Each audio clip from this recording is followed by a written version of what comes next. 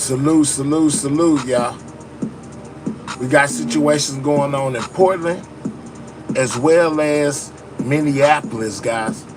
Two people are on live in Portland due to ICE agents, guys, and there was one woman that was unalived in Minneapolis due to ICE agents' actions, guys. Look like this mass deportation situation is getting way out of hand. I told y'all it wasn't gonna be good in the beginning when I first seen it going. We got JD Vance basically stating what side he's on. We got Caroline Levitt. She went live from the White House, basically gave a briefing about this whole situation. Tom Holdman has spoke out as well. Man, there's a lot going on. We also got President Trump. He's came out and done an interview regarding the situation with Venezuela and the capturing of Maduro, however you say his name. It's a lot going on. What's up with it, Yana? How you doing today? I hope everything is good with you. Blessed morning. Yeah, man, me, you know, I got to get to it, man. We early in the morning, late, early morning news broadcast over here, man. We getting right to it, man. I missed the initial reports going on with a couple of these situations, but some of these things here are breaking news to me. What's up with it, Mr. Shireen? How you doing? Already, guys, make sure you double tapping that screen if you're in the building. That's how you hit that like button. Most definitely subscribe to the channel if you are new, guys. Basically giving my notifications time to go out for the people to be able to know that I went live over here on this channel. I wouldn't miss it for the world. Most definitely missed you guys. Been most definitely taking a break to keep myself motivated to keep going. Don't want to get burnt out, you know what I'm saying? So good morning to everybody out there, man. I hope y'all had a blessed day and night. We up with it, everything news. This is what I was telling y'all about with the two people that were unalive in Portland, and most definitely hold on real quick, y'all. Let me do this real quick. I already see what's going on. Yeah, and they held a press conference basically stating what was going on with the situation in Portland as well as Minnesota, guys. Shout out to y'all. Check this out. Let's go. Let's go ahead and get to it, man. I don't got all day. I'm gonna have to get me some sleep sometime. What's up with it? Hey, what up with it, everybody? What's up, Jet James? Let's go. Good evening. My name is Mike Benner. I'm the Public Information Manager here at the Portland Police Bureau. I want to welcome everybody and thank you for joining us on such short notice. We're here to address the shooting incident involving federal agents in Southeast Portland earlier this afternoon. We have a number of speakers, including Mayor Keith Wilson, Governor Tina Kotek, this is the situation that took place in Portland, guys, as they come to the podium. We will begin with Chief Bob Day, who will share some details about the shooting and then some of those remarks of his, and we'll go on from there. Thank you. Thanks, Mike.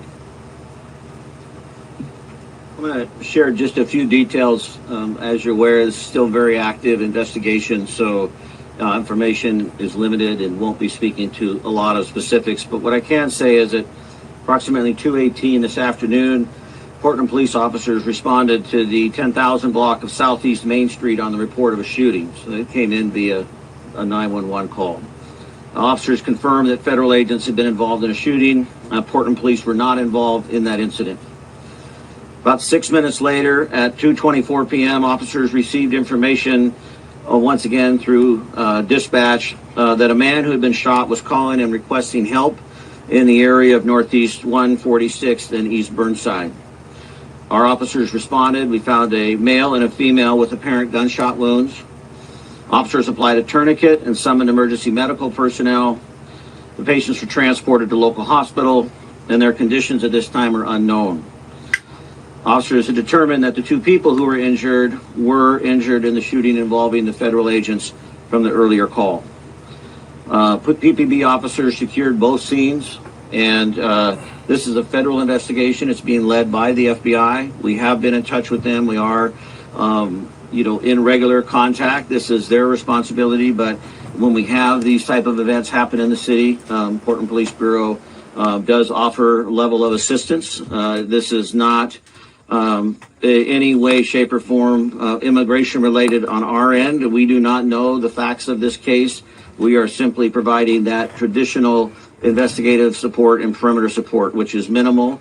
But I do want to make it clear that we are out there, but we are not involved in immigration. And we at this time do not know if this is an immigration related event. We do not know which federal agencies were involved. As we know, there are many federal agencies serving in the city of Portland right now. So as I said, it's a complex situation with a lot of different information coming out. But Portland Police is on the scene, the detectives, etc. Make sure you guys take time to double say, tap that screen, get the lights up, guys. That we are here once again in a difficult, challenging, complex situation. But I'm also incredibly grateful for Portlanders. I'm grateful for the way that we have continued to show up over the past year, and we have certainly been tested. And this is no small circumstance. The uncertainty and the fear and the sadness within our community is real. And as the Chief Law Enforcement of the City of Portland, I recognize that. Our members recognize that. And we are doing everything in our power to maintain that level of peace and calm and safety. And I want to thank Portlanders who have continued to show up in this space as well, and hopeful that they will do so over the next couple of days, as I'm expecting many to want to express their frustration and disappointment with events today. As I said, this is early on. We do not know the cause, but we are engaged, and hopefully we'll have more information as the evening unfolds. I'm going to turn it over now to Mayor Wilson. Thank you, Chief. And I just want to also just reiterate what he had talked about the city standing tall and really standing together. And I've been before you already too many times under these circumstances, but I'm grateful that every time I do make the call within such a short period of time, ice shooting in Portland, guys. This is the press conference. And all of the individuals standing behind me, and all of our elected officials and community leaders are standing with us as well. And we've always stood together, and we will continue to stand together. Just one day after the horrific violence in Minnesota, our community here in Portland was witness to a moment of fear, confusion, and heartbreak. Earlier this afternoon, 2 people were shot and injured by federal agents in the Hazelwood neighborhood. Violence in our community is devastating. These are not statistics. These are human beings. Portland is not a training ground for militarized agents. When the administration talks about using full force, we are seeing what it means on our streets. The consequences are not abstract. They are felt in hospital rooms and living rooms, in the quiet moments when families try to make sense of what happened, what is happening. We know what the federal government says happened here. There was a time when we could take them at their word. That time is long past. That is why we are calling on ICE to halt all operations in Portland. They want ICE until a full and independent investigation can take place. They want ICE to halt all operations in Portland, guys, after a man and a woman were basically shot by ICE agents, guys. This is crazy. Don't forget the situation going on in Minnesota. We also got updates on that as well. Our community deserves answers. Our community deserves accountability. And most of all, our community deserves peace. Earlier today, I spoke with Minneapolis Mayor Jacob Frey. We shared not just our concerns, but our grief for the families who are suffering, and grief for the recklessness of our federal government. The administration is trying to divide us, to pit communities against one another, to make us fear one another. Portland, this is a moment to hold each other close, to stand together, to remember that our strength has always come from community, compassion, and solidarity. Yesterday, Governor Walz made an appeal to all of us. Today, I want to say clearly that we stand with Minneapolis, we stand with Minnesota, we stand with Chicago, we stand with LA. We stand with every community that is hurting in our nation, every family that is afraid, every person who feels unseen or unheard. Thank you for the gift. ICE agents and their Homeland Security leadership must fully be investigated and held responsible for the violence inflicted on the American people in Minnesota, in Portland, and in all the communities across America. The Federal Protective Service claims values such as service, integrity, honor, and vigilance. This is the moment to live those values, not behind masks, not through intimidation, but through transparency, accountability, and most of all, humanity. So thank you. I'd like to turn it over to the governor. Thank you, Mr. Mayor. Thank you, Chief Day. Good evening, Oregonians. We are standing here today united as a state, wanting peace and safety in our communities. We are all shaken and outraged by another terrible, unnecessary, violent event instigated by the reckless agenda of the Trump administration. This time in our own state, in our largest city, coming just one day after the tragedy in Minnesota. This is great. They blaming Trump and them guys. While the details of the incident remain limited, one thing is very clear. When a president endorses tearing families apart and attempts to govern through fear and hate rather than shared values, you foster an environment of lawlessness and recklessness. Trust is essential to maintaining community safety and the rule of law. Federal agents at the direction of the Department of Homeland Security are shattering trust. They are hurting people and they are destroying day by day what we hold dear. Our sense of safety and our literal safety are severely undermined by what happened this afternoon in Portland. I'm so thankful that no one died and more people weren't hurt. The Attorney General and other leaders have been clear about our concerns with the excessive use of force by federal agents in Portland. And today's incident only heightens the need for transparency and accountability. Oregonians deserve clear answers. And I am aligned with the mayor. The priority right now is a full, completed investigation, not more detentions. My message to the federal government is this: we demand transparency. We demand your cooperation with Portland Police and the Multnomah County DA, because we need to investigate this incident efficiently and effectively so we can rebuild trust with our nation's government. There are those who want to cause chaos, but Oregonians know how to stand up and speak out peacefully. We must remain united in peaceful opposition to efforts to tear our community apart. We must not turn against each other. We must stand neighbor to neighbor. We must not take the bait. And I want to end by saying I'm grateful to the first responders who have been managing this incident today here in Portland. And I stand and we stand united with Americans across our country and with Minneapolis and Minnesota in light of these very troubling events. Thank you. Governor of Portland, guys. I'd now like to hand over the podium to Senator Casey Jama, Democratic leader in the Oregon Senate. Well, good afternoon or good evening, everyone. My name is Senator Casey Jama. I also serve as the Senate Majority Leader. I live Hazelwood neighborhood. The incident took place not that far where I live in my home. I'm raising my two children. I live with my wife. I have a few messages, but let me start to say this one first. My prayer is to the families and those who are hurt, and I hope they will recover speedily. As I said, I have been in this country about 28 years and a former refugee. I have never thought I would see this moment in the United States of America. This is a challenging time for us. My colleagues and I are working together to ensure that we address this issue at the state legislative level.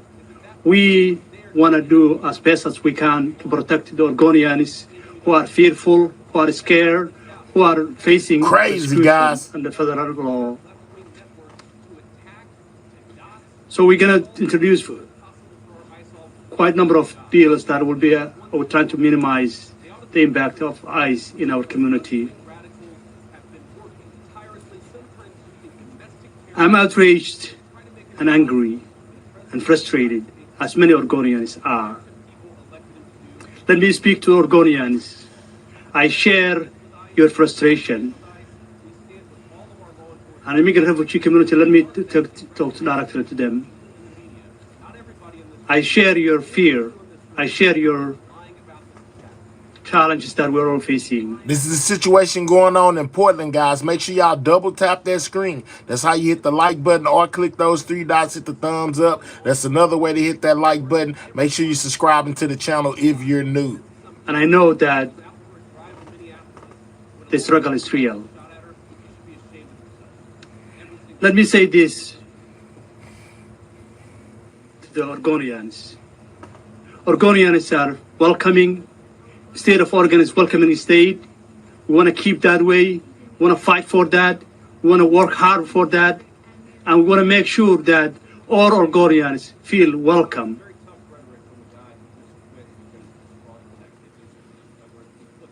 Let me say to the federal agencies and the ICE.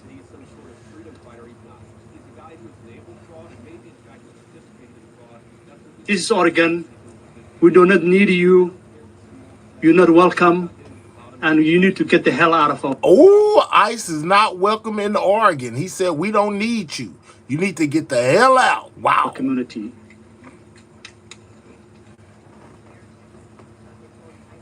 Now I want to turn to the podium to Multnomah County Chair Jessica Figabert Peterson.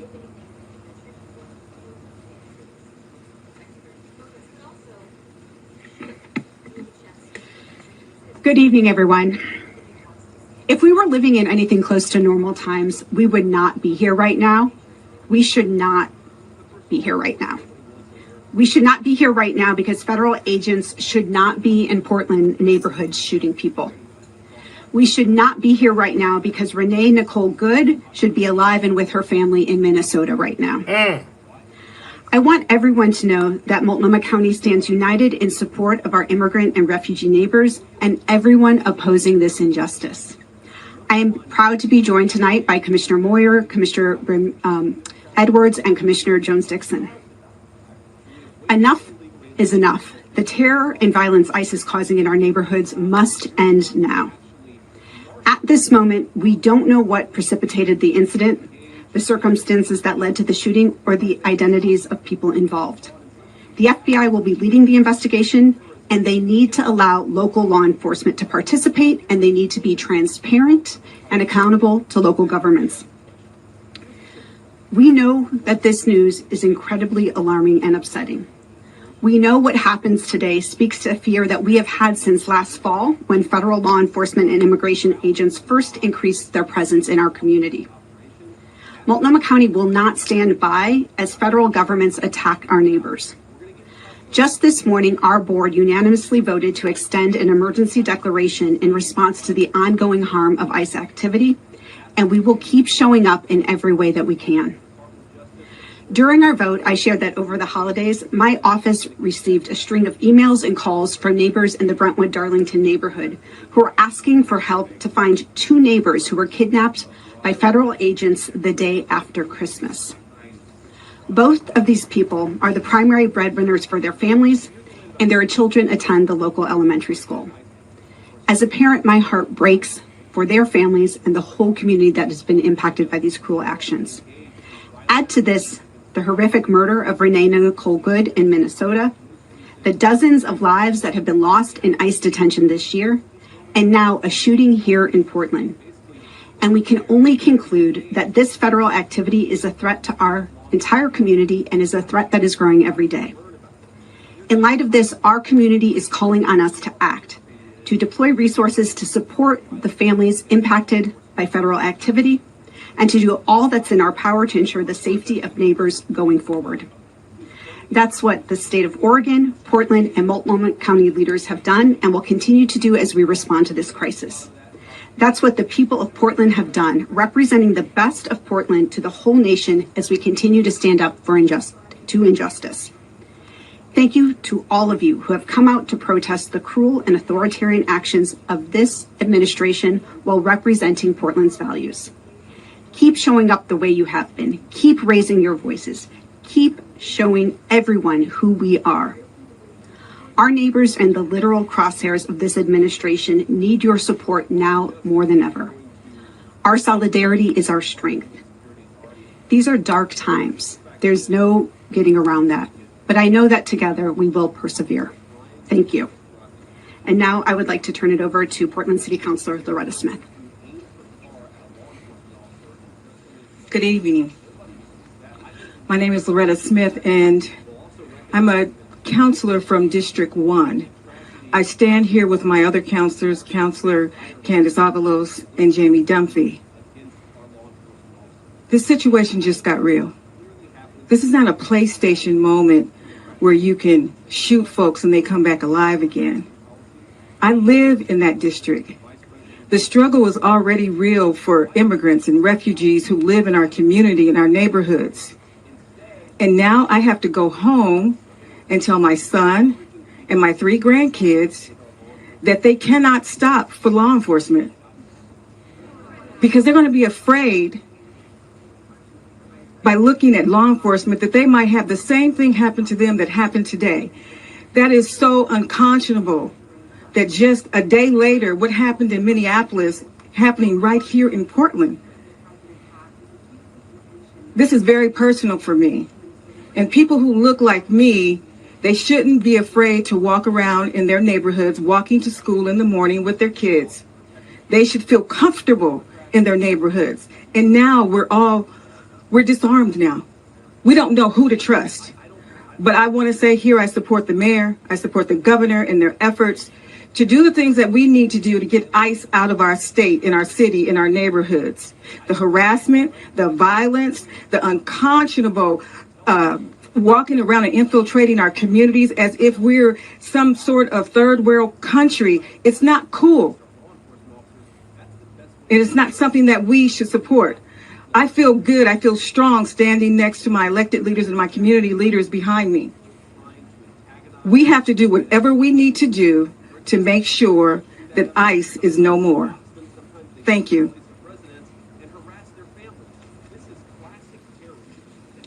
I'd like to introduce Latino Network and Tony DeFalco. Good evening. Tony DeFalco, Executive Director at Latino Network. We are hurting tonight in our community. We are tired of this violence in our community, and we're pissed off. Just last week, we buried one of our young people from gun violence, not less than a mile from this site at 148th and Burnside. This kind of violence is nothing new to our neighborhoods here in Portland and Multnomah County, and we've been working hard for decades to reduce this trend of gun violence by private individuals, but worse, by state-sponsored violence in our neighborhoods. And for this to happen tonight, in many ways, is not a surprise to us. It has been perpetrated upon us for many, many decades as part of routine operations to balance power against our community. So tonight, we have a few calls to action. One, we call on our state leadership to continue its efforts to minimize the role of federal authorities in our communities and to enact legislation in the short session that allows for private right to action, to sue, to enable our Attorney General and others to bring charges against the perpetrators of these violent acts, and to go even further to protect immigrant communities from this ongoing violence and oppression. Two, we desperately need investment in our community. We are picking up the pieces. 2 weeks ago, 2 mothers were taken from their families. What is goddamn fly? In our community, the mothers are the glue that holds everything together. On? Okay, by targeting mothers, I'm finna unalive they are this trying fly. to rip away the fabric of our very community. the ability to take care of our young people, to take care of entire families, and to match up breadwinners, resources that are coming in with the ability to get kids to school, get kids into preschool, is absolutely devastating to us. And we are desperately trying to fill the gaps by creating Ain't that wraparound crazy? supports to It's our always communities one. in the form of rent eviction prevention, food, other necessary things coming from these violent acts of detention and now physical violence. But most definitely, let's take time to double tap that screen, guys. Get the likes up. If you don't mind, double tap that screen. That's how you hit the like button. Double tap that screen, get the likes up, guys. Those resources are not coming from our state yet. We need those resources to come from our state immediately. And last, we are gathering tonight to mourn this act of violence at Legacy Emmanuel Hospital, and we're asking all those that are watching or reading tonight to join us to honor all of those that have been impacted by these violent acts by our federal agencies over the last several months, and to know that we cannot be ripped apart despite these intentions of our federal government. We will continue to hold each other close. Well, I'm telling you, that's continue crazy. to be the strong fabric that our entire city, county, and state need from our Latina community. Thank you. Next up, Pastors Hennessy and Knutson. I'm not going to choose.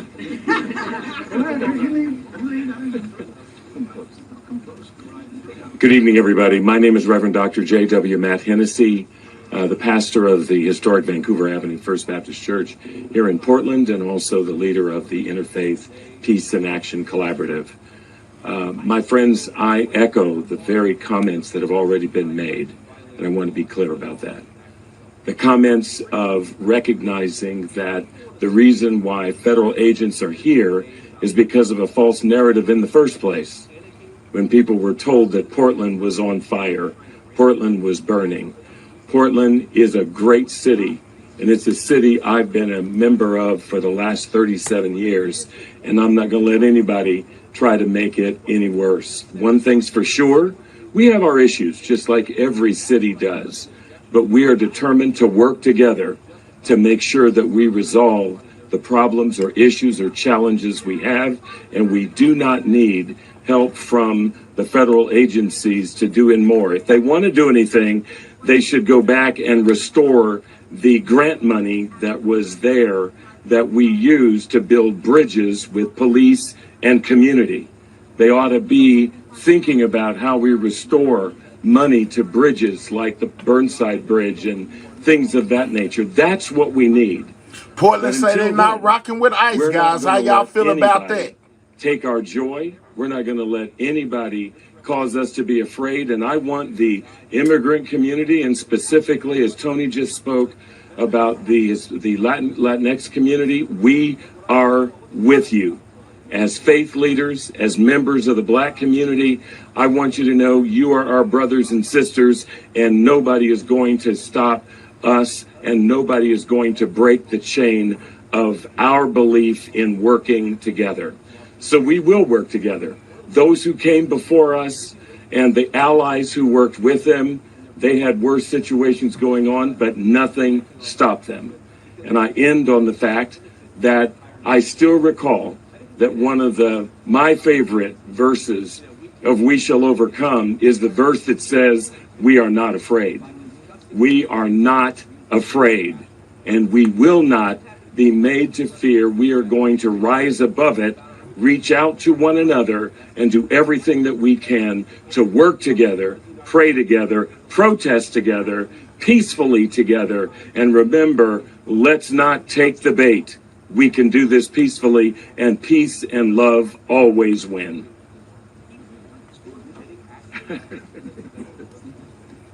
Thank you, Dr. Hennessy, and to the mayor and the governor, thanks for your leadership and all the elected leaders, Chief Dave, and all our friends, Tony and the rest. My name is Reverend Dr. W.J. Mark Knutson, Senior Pastor, Augustana Lutheran Church, a church that declared sanctuary my first year there 30 years ago because people were facing deportation. We're in a lawsuit right now with the federal government, with Pacun, our church, a church in Florida, a large Catholic church in San Diego, and the Interfaith Council of San Francisco. And it's moving now quickly in the courts. And the National Education Association has joined that as well. So around this country and this city and state, people are weaving together a movement built on nonviolent direct action to challenge what is into something that can be new. I do want to say to the press today, we celebrate your work. You're not fake, you do real news, and you are storytellers. There wouldn't have been a civil rights movement or a farm workers movement in the same manner without the press being there to cover it. So thank you, and know you're valued. Let me say this, my 1 minute's almost up. I follow a Baptist pastor, so I can take a little bit more time. But I want to say this. We're coming up on the King weekend. And a year ago, we backed our 30th King service back a week until this new administration came into office. Mayor, you came and spoke at that. It's kind of moving along. It's because of the actions taken by our federal government, funded by our tax dollars. And this did not happen in isolation.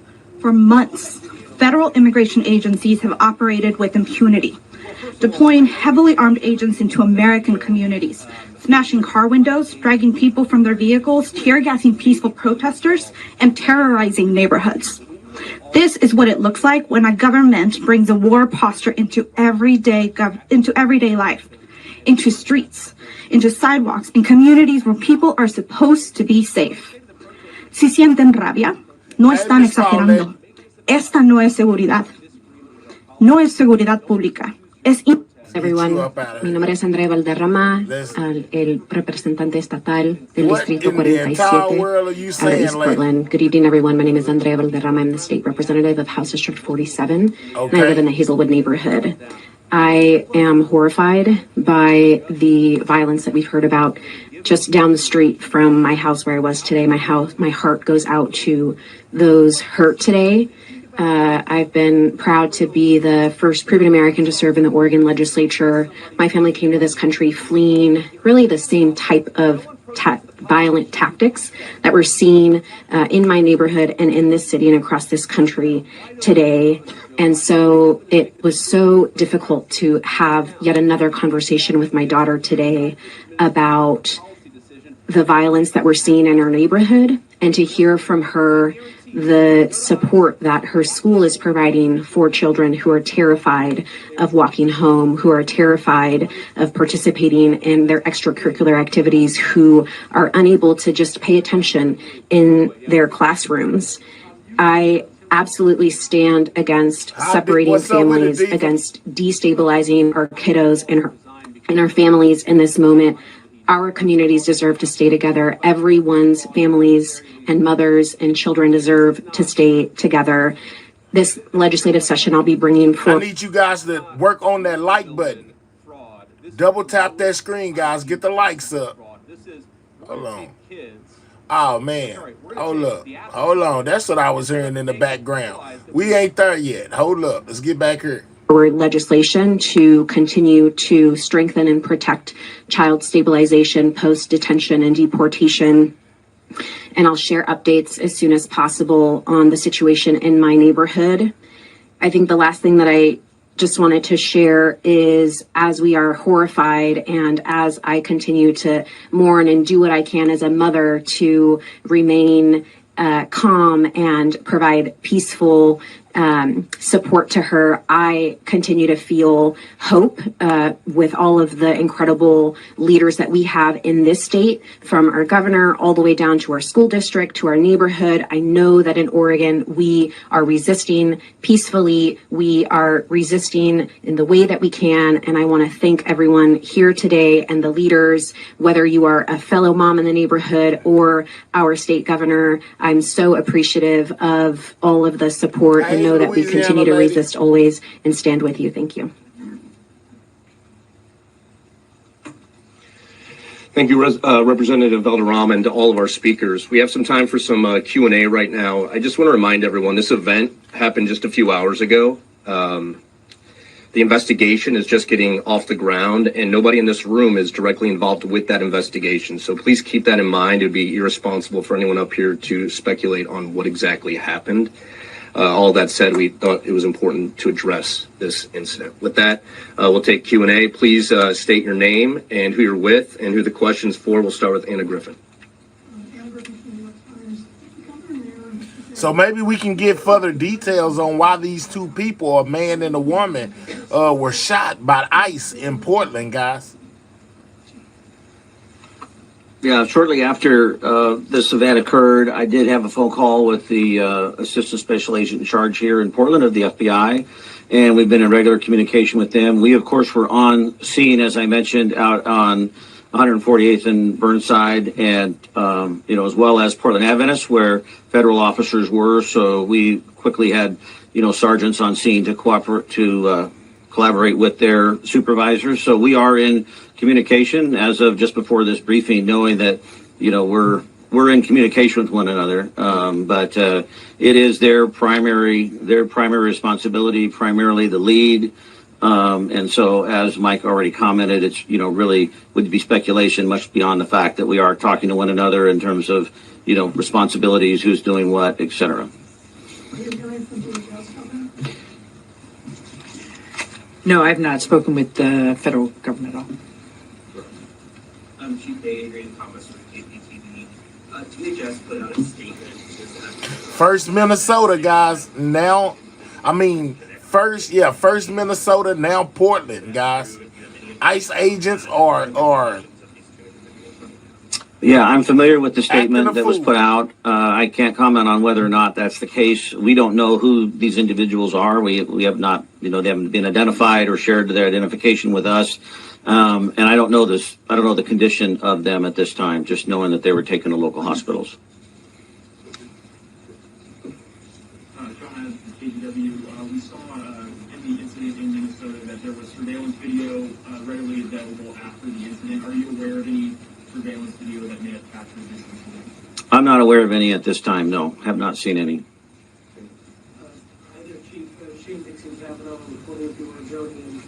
Do you know whether or not training or Level is active in Portland? I don't have any information that would link that at this time. No.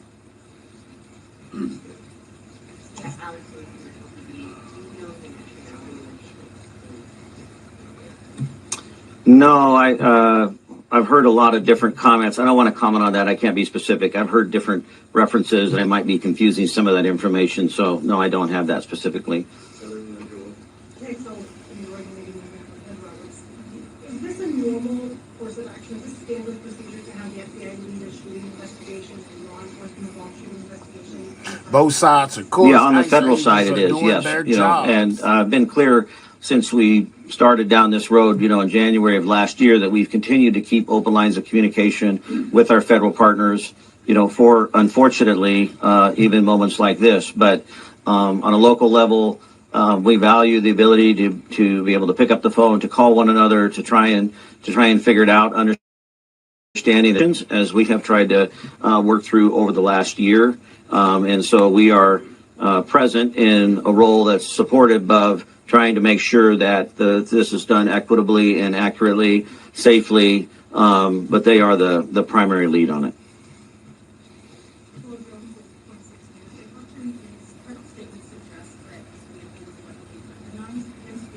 They seem, all right, so let's just stop this.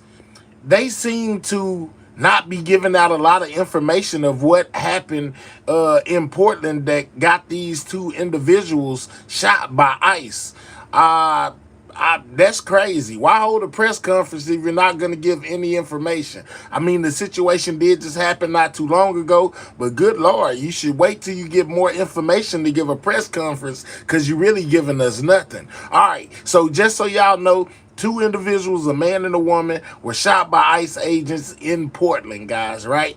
Following the situation that happened in Minnesota, where the lady was basically shot and unalived by ICE agents due to her using her vehicle, as they say, as a weapon. Now, this has a lot of people split in two when it comes to that situation, because some people say she was not using her vehicle. She did not pose a threat to any of the agents when she was trying to make her escape. Some people said she shouldn't have never even jumped in the vehicle and tried to drive off. So, hey, they held a press conference on this situation that happened in Minnesota as well. Maybe they can give us more updates or more information than we already have. Check this out. deeply sorry. There's nothing that I can say right now that's going to make you or your relatives or the friends of the victim feel any better. There were, I believe, 2 Minneapolis police officers that responded and were in the ambulance on the way to the hospital. Hey, Letitia. The second was to get ICE off of the scene. There were dozens, if not hundreds, of ICE and federal officers that were there at the time. Having them there was only causing more chaos. Having them there was only making a difficult situation even more problematic, and one that, yes, they created themselves. There's little I can say, again, that'll make this situation better, but I do have a message for our community, for our city, and I have a message for ICE. To ICE, get the Minneapolis. Oh! Whoa! We do not want you, ICE. Get the Minneapolis. Whoa! We do not want you here. The mayor of Minneapolis said for ICE to get the hell on. They do not want them in Minneapolis. Oh, yeah. Whoa. I did not expect that. Minneapolis. To ICE, get the Minneapolis. Whoa! We do not want you here. Your stated reason for being in this city is to create some kind of safety, and you are doing exactly the opposite. People are being hurt. Families are being ripped apart. Long-term Minneapolis residents that have contributed so greatly to our city, to our culture, to our economy are being terrorized, and now somebody is dead. That's on you. And it's also on you to leave. It's on you to make sure that further damage, further loss of life and injury is not done. We're going to be working towards justice as quickly as we possibly can right now, and justice is what we've all got to get. Next, a message to our community. Look, we all know that the agenda of this Trump administration is to create chaos. Let us respond right now with our best version. Seems like a lot of cities are against ICE, guys. How y'all feeling? Make sure you're double tapping that screen, get those likes up, click the 3 dots, hit that thumbs up, subscribe to the channel if you are new, guys. This is everything that I'm hearing about the Portland situation with ICE as well as the Minnesota situation with ICE. Let's get those likes up by double tapping the screen if you're on a mobile device or clicking those 3 dots and hit that thumbs up. The mayor of Minneapolis has spoke, and he says for ICE to get the hell on. Versions of self. This is a moment where all of us in Minneapolis and beyond, we can rise to the occasion. We can show them who we are. We can show them the kind of courage, bravery, love, and compassion that makes Minneapolis, Minneapolis, and that makes America, America. We are better than a bunch of ICE agents being deployed to cities around the country and ripping apart families and communities. We're better than that. And so we are going to meet that hate with love. We are going to meet that despair with hope. We are going to meet that injustice with constitutional justice ourselves. And we're going to make sure that in this very difficult moment, we do not take the bait that these ICE agents are trying to create and that the federal government, to be clear, wants. They want us to respond in a way that creates a military occupation in our city. They want an excuse to come in and show the kind of force that will create more chaos and more despair. Come on, guys. There's 600 people in the building. Double tap that screen. Get the likes up. It ain't hard. All you have to do if you're on a mobile device is double tap your screen or click the 3 dots in the right-hand corner and hit the thumbs up. If you have not hit the like button, hit the like button, please. And thank you. It helps out the channel, or I would not be asking you to do so. Let's not let them. Let's rise to this occasion. Let's show them something far more beautiful than the kind of division that they're trying to stoke. Let's show them unity of purpose, of love, and the courage of our conviction. Our conviction, to be clear, is rock solid, and it is for our neighbors, all of our neighbors. It's for people who have lived here for 80 years. It is for new immigrants who have made this city a better place. That's the kind of love that we're going to show up with right now. If you're angry, I get it. I am too. If you're feeling that kind of despair, it's understandable. Let's show them who we can be. Let's show up with peace. To march, to protest, to hug one another, to love all the way with peace. Do not give them what they want.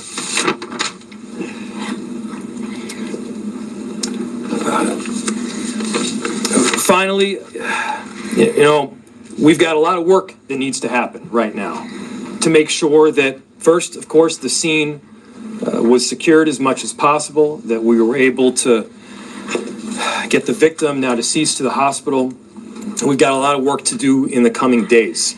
I want to thank our city enterprise for the work that they have done, but more importantly, what they're about to do, because this is going to be heavy and our city has been through a lot. We also know that we're prepared to do right for people. Among them is our chief of police. And I'll invite him up. My name is Brian O'Hara, BRIANO''HARA. I am the Minneapolis Police Chief. This morning, Minneapolis police officers received a report of federal law enforcement being involved in a deadly force incident, meaning shots had been fired. Minneapolis police officers responded to the scene. We arrived and found a woman with a gunshot wound to the head. Life-saving measures were performed at the scene, including CPR. The woman was transported to Hennepin County Medical Center, where she has since been pronounced deceased. The preliminary information that we have indicates that this woman was in her vehicle and was blocking the roadway on Portland Avenue, midway between 33rd Street and 34th Street in the city. At some point, a federal law enforcement officer approached her on foot, and the vehicle began to drive off. At least 2 shots were fired. The vehicle then crashed on the side of the roadway. Minneapolis police officers secured the crime scene and assisted in trying to preserve the evidence that is there. We have since turned over the scene. I see somebody down there type that she shouldn't have been trying to run over agents.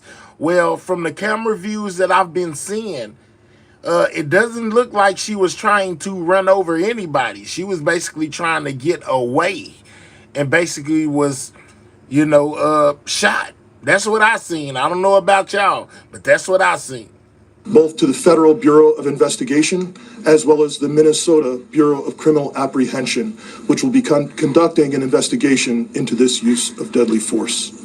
I want to thank the mayor, city council president, other members of the city council, state legislators that were on the scene.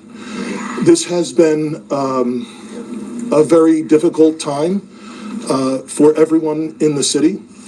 And this is obviously a very, very tragic situation where a woman has lost her life.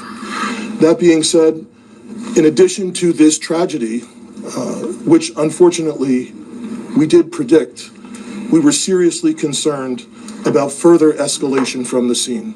And I want to thank the elected officials that came themselves to help us prevent that from happening, as well as the individuals on that scene that remained peaceful and that abided by law enforcement instructions so that we could preserve that scene and ensure that a full and transparent investigation can take place.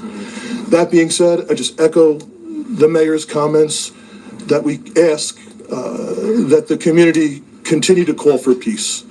We understand people are going to be upset about what happened, and people are going to want to exercise their First Amendment rights. But please do so safely and lawfully. to ensure that we do not have any further tragedy in this city or destruction. Thank you. Chief, thank you, Sheriff, thank you, council members. Commissioner, I'll open it to questions. Any idea on the identity of the ICE officer who fired the shots at this point? I don't have that information, no. He doesn't have the identity, but guess what? I do. The question was, is there an identity of the ICE officer that fired? I do not have that. Mayor, we're hearing the ICE officer stopped a position from helping the lady who was shot. Is that true? We've seen videos all over social media that someone tried to help this lady, and they were told, they were pointing guns at and told to get away. Do you know about that at all? So the question was, there's information out there that people tried to help the woman that was shot, and ICE officers then pointed guns at them and told them to leave. I do not have that information. I myself saw a video of the shots being fired as the car was driving away. What I can tell you is the narrative that this was just done in self-defense is a garbage narrative. That is not true. Whoop. The mayor says that this was a self-defense situation. That narrative is a lie. I'm telling y'all, he must have seen the same video I did. It has no truth. And it needs to be stated very clearly, since we have already seen a video of it. I do not know as to what you're talking about. So, Mayor, she wasn't driving. Over here. She wasn't driving the car toward him, using her vehicle as a weapon. That does not appear to be the case at all. What's the city's protocol when an observer or an activist calls 911? You say an agent's calling them, or an agent's pointing a gun at them. How does the city of Minneapolis... Even if she was there to agitate, she did not deserve to lose her life to the person that just typed that. I seen that. In that situation, or considered... Repeat it one more time. I forgot I missed the first part of what you said. And I'll turn it over to the chief, yeah. What does the city do when someone calls 911 and federal agents... Oh, I see. Yeah. I'll turn it over to the chief. The question is, what does someone do when a federal agent is pointing a gun at them, Chief? So, if I heard you correctly, the question is about when people call 911, what is the city's protocol in these situations? We've had a very dramatic increase in 911 calls related to this activity. We have a protocol in place that has been evolving as the situation has been changing. And at this time, there is a designated supervisor that is on duty 24/7 that fields those calls. And agree or don't agree, let's take time to double tap that screen, guys. Get the likes up. If you're on a mobile device, double tap your screen or click those 3 dots, hit that thumbs up. Thank you amazingly. Make sure you subscribe to the channel if you are new, guys. we do everything that we can to ensure that they are appropriately prioritized, with the priority being placed upon the protection of life and safety of everyone in the community. Can you tell us any more about the woman who was fatally shot? Was she there as a legal observer, protester, bystander? What do you know that you can share? So the question was, what can I share about the deceased? There is nothing to indicate that this woman was the target of any law enforcement investigation or activity.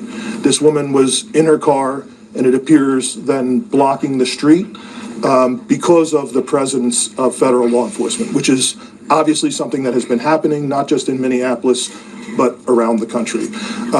She appears to be a middle-aged white woman. Chief, just about a month ago, you said these unplanned and questionable tactics by federal agents would result in someone being killed at a press conference right here. Do you consider today's tactics in line with that, or do you just Yes, the people were protesting all day long. have a generic response to the fact that somebody is not dead? The question is that I had previously made several statements about being concerned about the tactics being employed. I am obviously very concerned that I have been told that a woman who was sitting in her car blocking the street and not the target of any enforcement activity is now deceased. However, I do not know, to be clear, I do not know the exact circumstances of the shooting, but I would tell you, in any professional law enforcement agency in the country, I think they would tell you it's obviously very concerning whenever there's a shooting into a vehicle of someone who's not armed. But it also is something that is possible.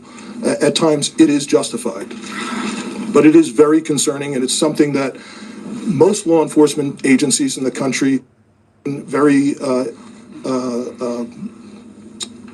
intensely to try and minimize the risk that law enforcement officers get placed into a situation that the need for deadly force would be necessary. I didn't hear the question, I'm sorry. The question was any indication about the need. I guess getting back to the justification of this, I have not seen any information other than what I have communicated. Was she alone in the car? The question was if she was alone in the car. I know that I got there shortly after this call came in. I did not see anyone else with her while I was on the scene. However, I've since been told by our officers that have been with her the entire time that a spouse has arrived at the hospital. Mayor, just curious if you're thinking about contacting federal authorities to register your This concerns goddamn about block. Get out of here. making phone calls, et cetera. Yes, we've been on the phone all morning. As soon as we learned about this, again, there were a series of priorities that we needed to go through. The first, of course, is to keep people safe and to help the victim in any way that we could. The second was to get ICE off of the scene. There was the notion that ICE agents would be necessary to create a perimeter around the scene itself. They themselves were creating the kind of dysfunction and chaos that they claimed to be trying to help with. And so the message that we delivered very clearly was to make them leave. Now, beyond leaving the scene, they should also leave our city and our state. We do work, our chief does work, our sheriff does work every single day to keep people safe in our city and in our state. And crime is dramatically down. Crime is down. It continues to trend down. They are doing the hard work of investigating, of arresting perpetrators of violent crime.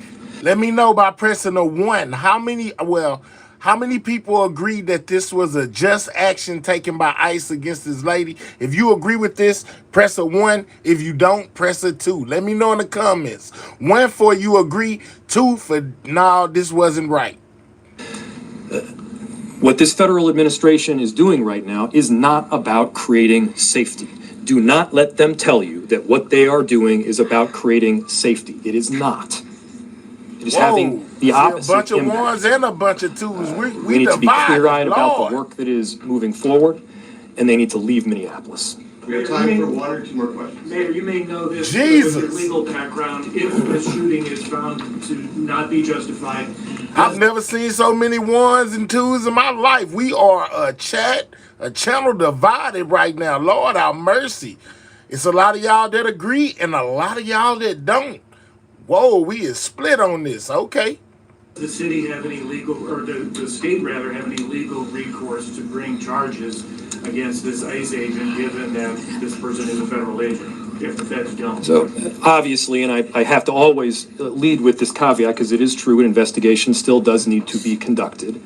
I had my perception of what took place based on the vehicle and the vehicle's positioning. It does not appear that the individual is trying to ram anybody.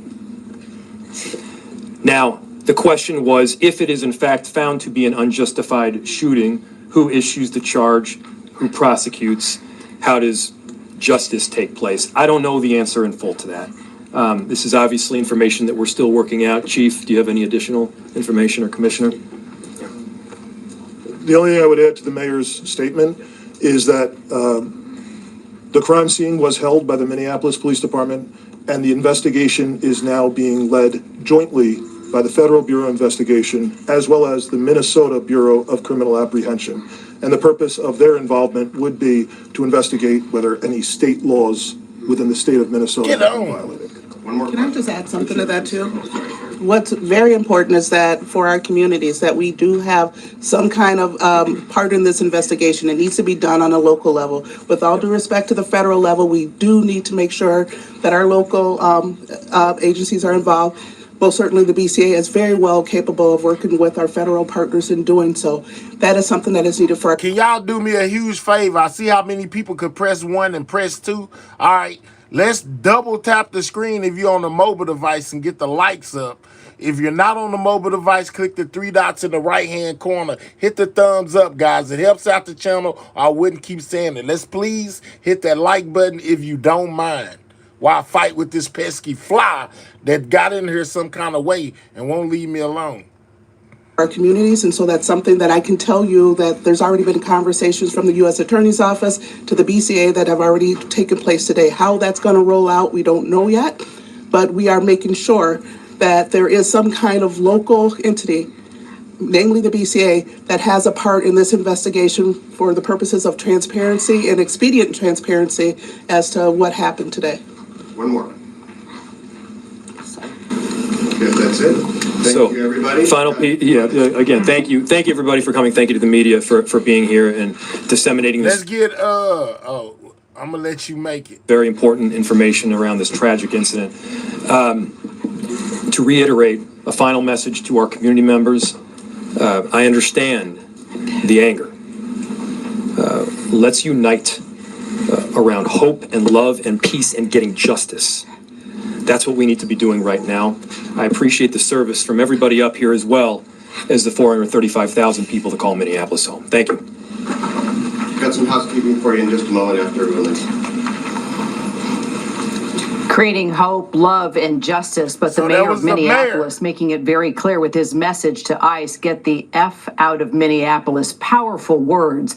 After we watched these live pictures right there on the streets of Minneapolis after ICE agents killed a woman, we're now learning she was 37 years old. According to the police chief, she was unarmed. She was in her car.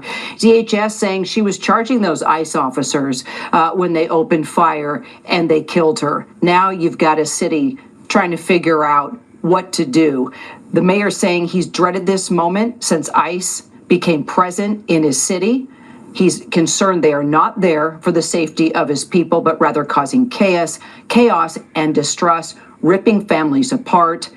Hearing another story from DHS versus the mayor and the police chief of Minneapolis. We're trying to figure out exactly what's happened. Video of the shooting circulating. We still don't have our hands on that and cannot confirm if indeed it is what exactly happened. But now we are hearing from the officials and we're trying to. All right, so that was the mayor, guys. Now some on this footage you guys keep on asking about. Check this out.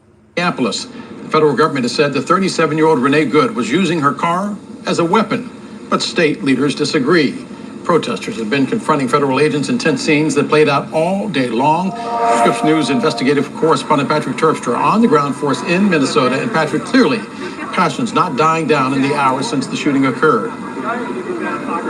No, that's right, Del. We still see dozens of people protesting out here in front of a federal building that is also an ICE field office.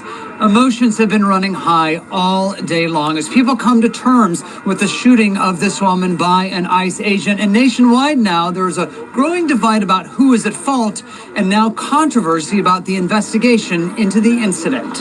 Outrage in Minnesota. Hundreds of protesters taking to the streets Thursday and facing off with federal law enforcement officers a day after the fatal shooting of 37-year-old Renee Good by an ICE agent. All right, so that was the lady that was unalive, guys. This lady right here. She was the lady that was unalive by ICE, guys, in Minneapolis. Prayers for her family, man. I heard they said in the comments she had 3 babies. Sad, man. An ICE agent. As Border Patrol agents line one side of the street, protesters on the other, their message, they do not want ICE in their community. This is not America. This is not how we grew up. This is not the Constitution. This is not democracy. The ICE officer shot Good in her car as she was driving forward. The tragedy. There you go. ICE officer shot. This is not the Constitution. This is not democracy. Hold on. This is that footage y'all talking about. See if I can do this for y'all real quick. Now, Some of y'all in here gonna get caught. Y'all said that she hit him with the car.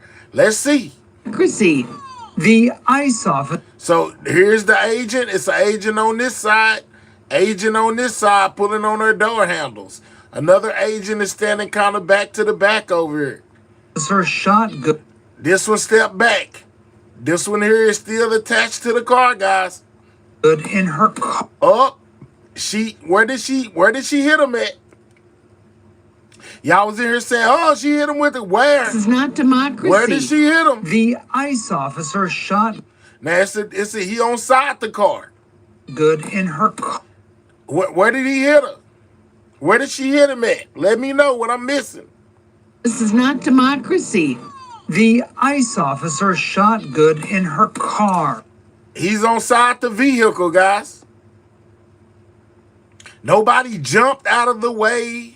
You know, nobody just jumped out, had to jump or run. There go the other one that was still there. The door is open on the SUV. She sped off. She went around the door. There's no agents over here. I mean, who is she trying to hit? Let me know. Y'all said it, not me. I'm just trying to see. Not democracy. The ICE officer. Hold on. Who is she hitting? In her car. And remember, I told y'all, I seen this footage. I didn't see her hit anybody. I'm just saying. You see him still standing there with his weapon drawn, firing at her as she's going down the opposite way down the street. Officer shot Good in her car as she was driving forward. The tragedy now splintering the nation along. Yeah, I don't know, guys. I didn't see her hit nobody, or I'm just saying. But I don't know. I don't got all the angles. I'm just saying, from what I seen, must be what the Minnesota governor seen, where he said that she wasn't trying to hit nobody. That's what he said. On familiar political lines. The killing of Renee Nicole Good was an abomination, a disgrace. That woman was there to interfere with a legitimate law enforcement operation in the United States of But that doesn't mean she deserved to be unalive, J.D. Vance. America. That guy is protected by absolute immunity. He was doing his job. Now, the head of Minnesota's state investigation. And they gave the officer absolute immunity, guys. Absolute. J.D. Vance says he was doing his job. He is protected by absolute immunity. Agency saying the federal government is keeping them from doing their own fact-finding. If federal authorities are saying they won't even entertain a joint and inclusive investigation, that is deeply disturbing.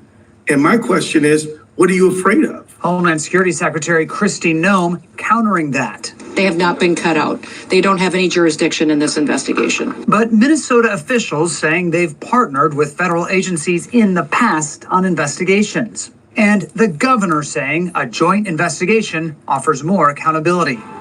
Simply let us be part of this. Oh, sorry. Okay, yeah.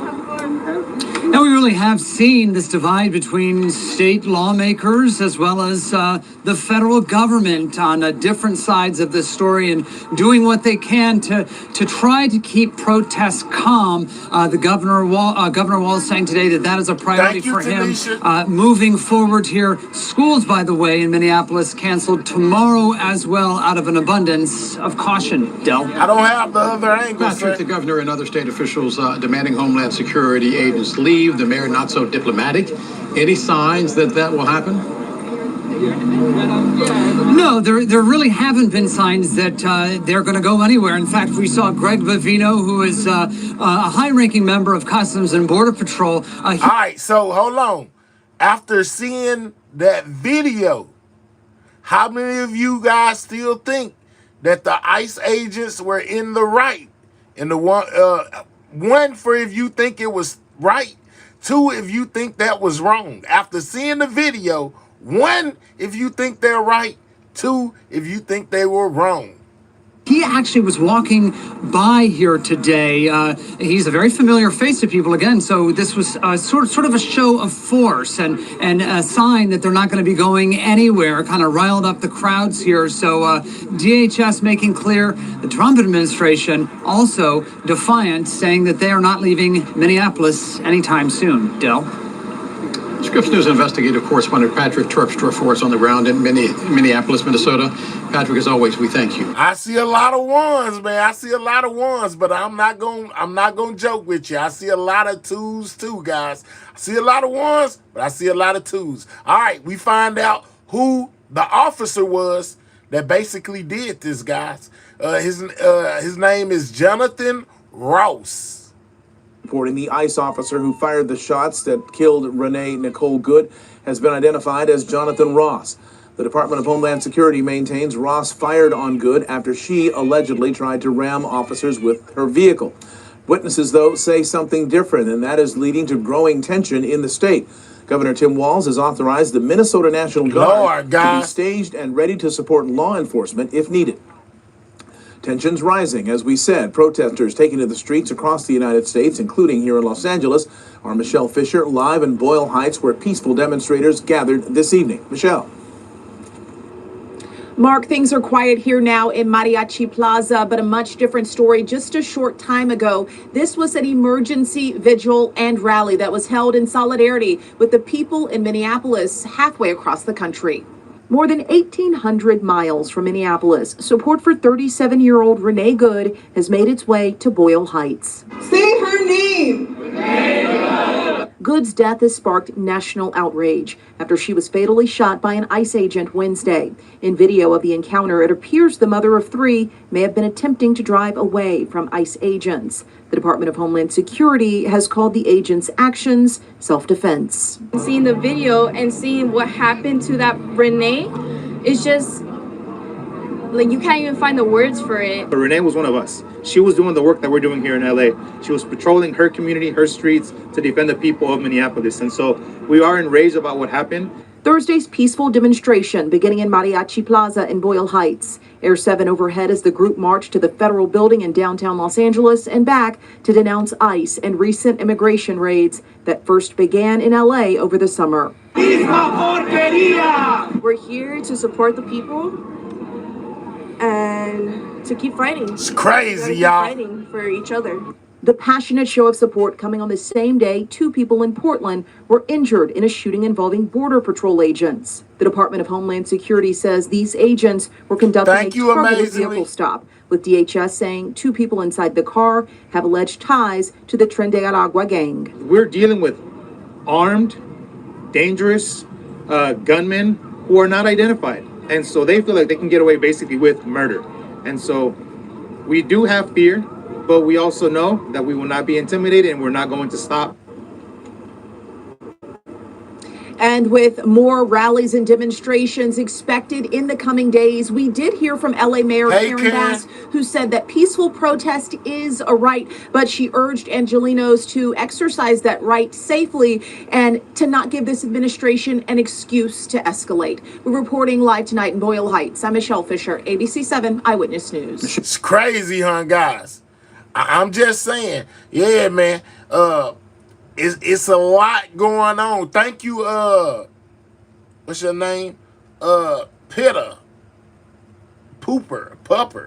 Thank you for the gift. But yeah, man, you know, it's a lot going on. People on both sides are split on this whole entire situation, guys.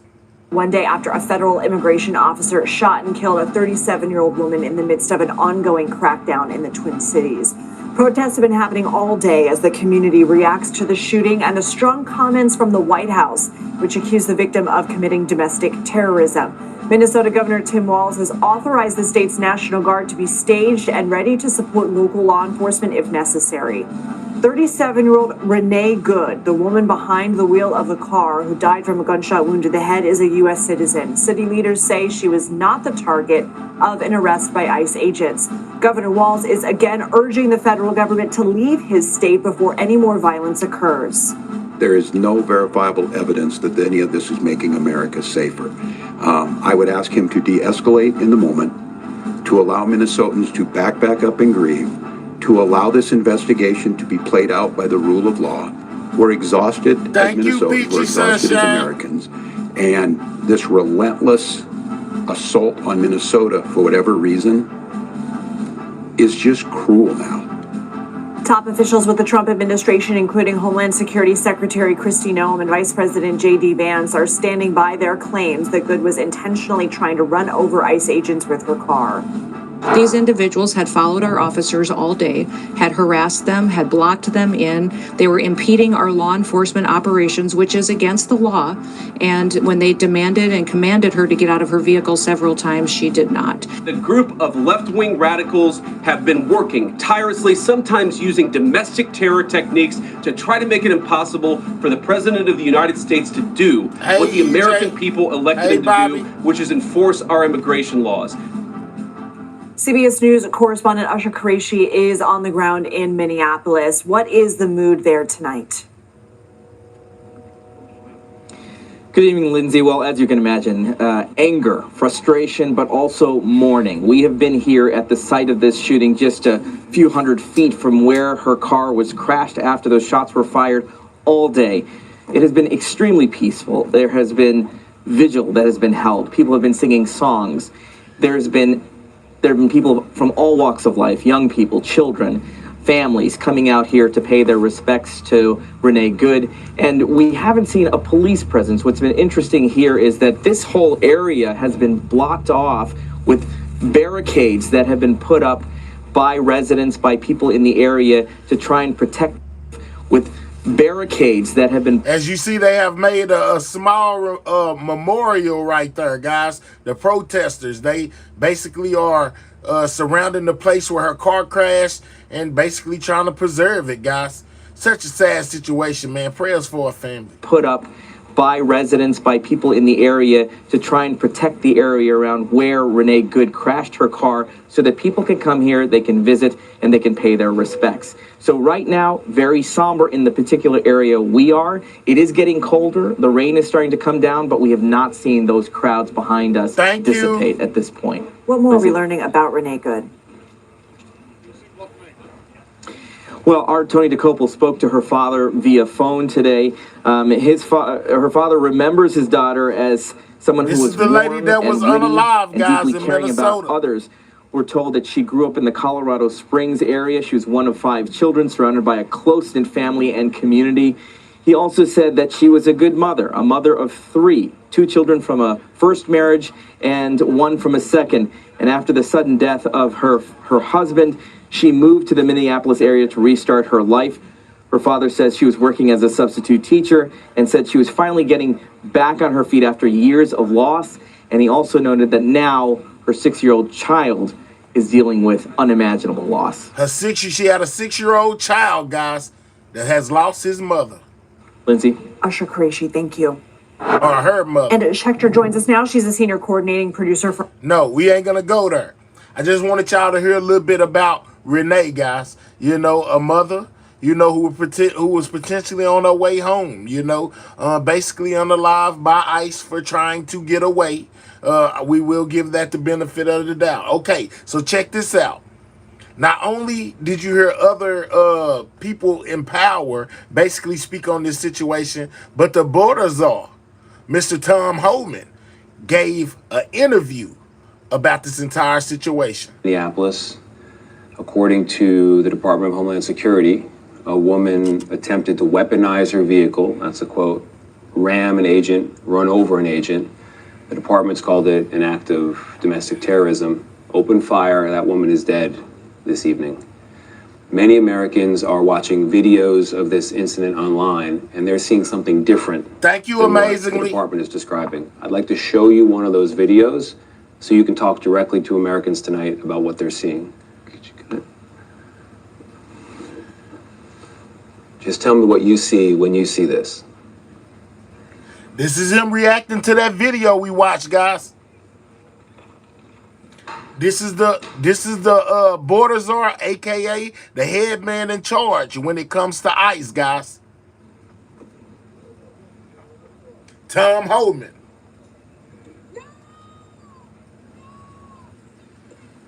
There's the shot.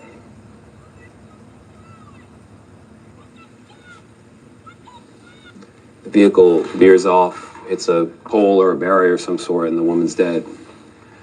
When you see that, some Americans respond with, yeah, man, get my likes up. I know a lot of y'all ain't seen this. Double tap that screen if you're on a mobile device, or click those 3 dots. Most definitely hit this thumbs up as I give y'all everything I'm able to find on this situation that occurred in Minneapolis, Minnesota, where a lady lost her life due to trying to get away from ICE.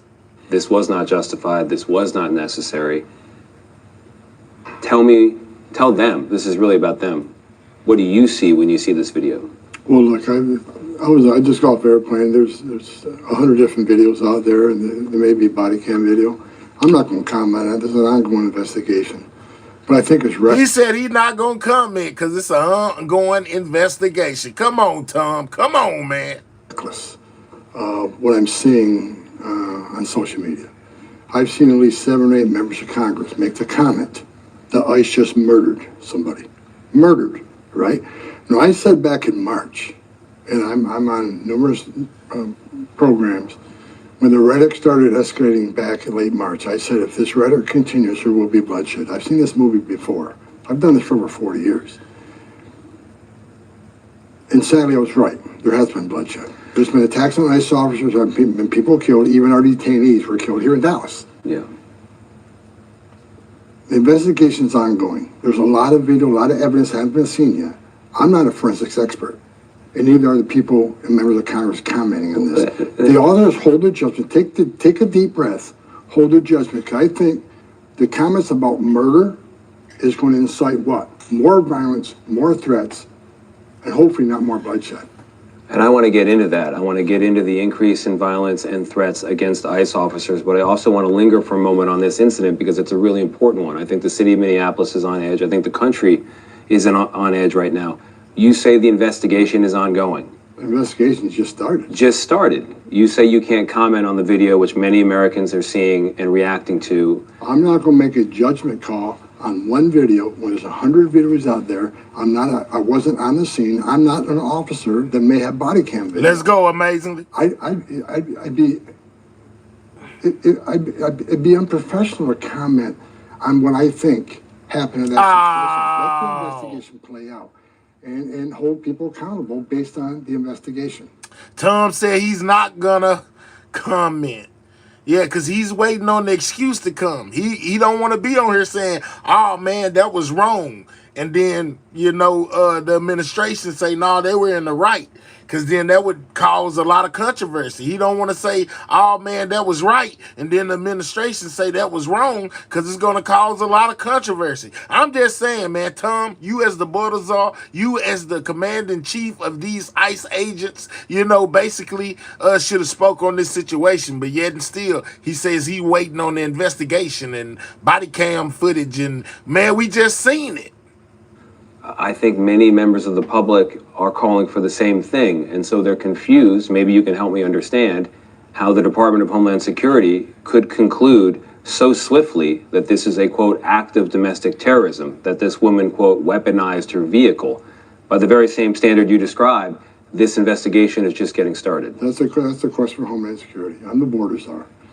Well, I can tell you what I've seen on my airplane ride here, looking at numerous videos, seeing numerous social media posts, statements from Homeland Security, statements from Secretary Noem. I'll leave it at that. But as a law enforcement officer, what good is it to do right now to me prejudge the facts of what happened today without giving law enforcement professionals, whether it's the FBI or the local police there, give them time to look at all the videos, talk to all the witnesses, talk to the officers, and make an educated decision on what occurred today. That's what needs to happen. I've been a cop since 1984. That is the process we must go through. The reason I ask you about actions in the interior of the country, even though your title is border czar, is when you were announced, in that announcement, Donald Trump said you would be responsible for all deportations of illegal aliens. So that's the mission there in Minneapolis, right? And those are your people. So Speak this is an on incident under your purview. A tragedy happened today. Sad tragedy. Every night when I go to bed, and I've said this 100 times on other interviews, I pray for the safety of the men and women of ICE and Border Patrol. I also pray that nobody dies, including the people we're looking for. And now, I don't want to see anybody die. And now 5 people have died in incidents. 5 people. Immigrants, and now a woman who we don't know what she was doing. Perhaps she was intending harm. Perhaps she was a protester. We don't know. Well, let's not forget, ICE agent's been shot at too. Yes. ICE agent's been injured.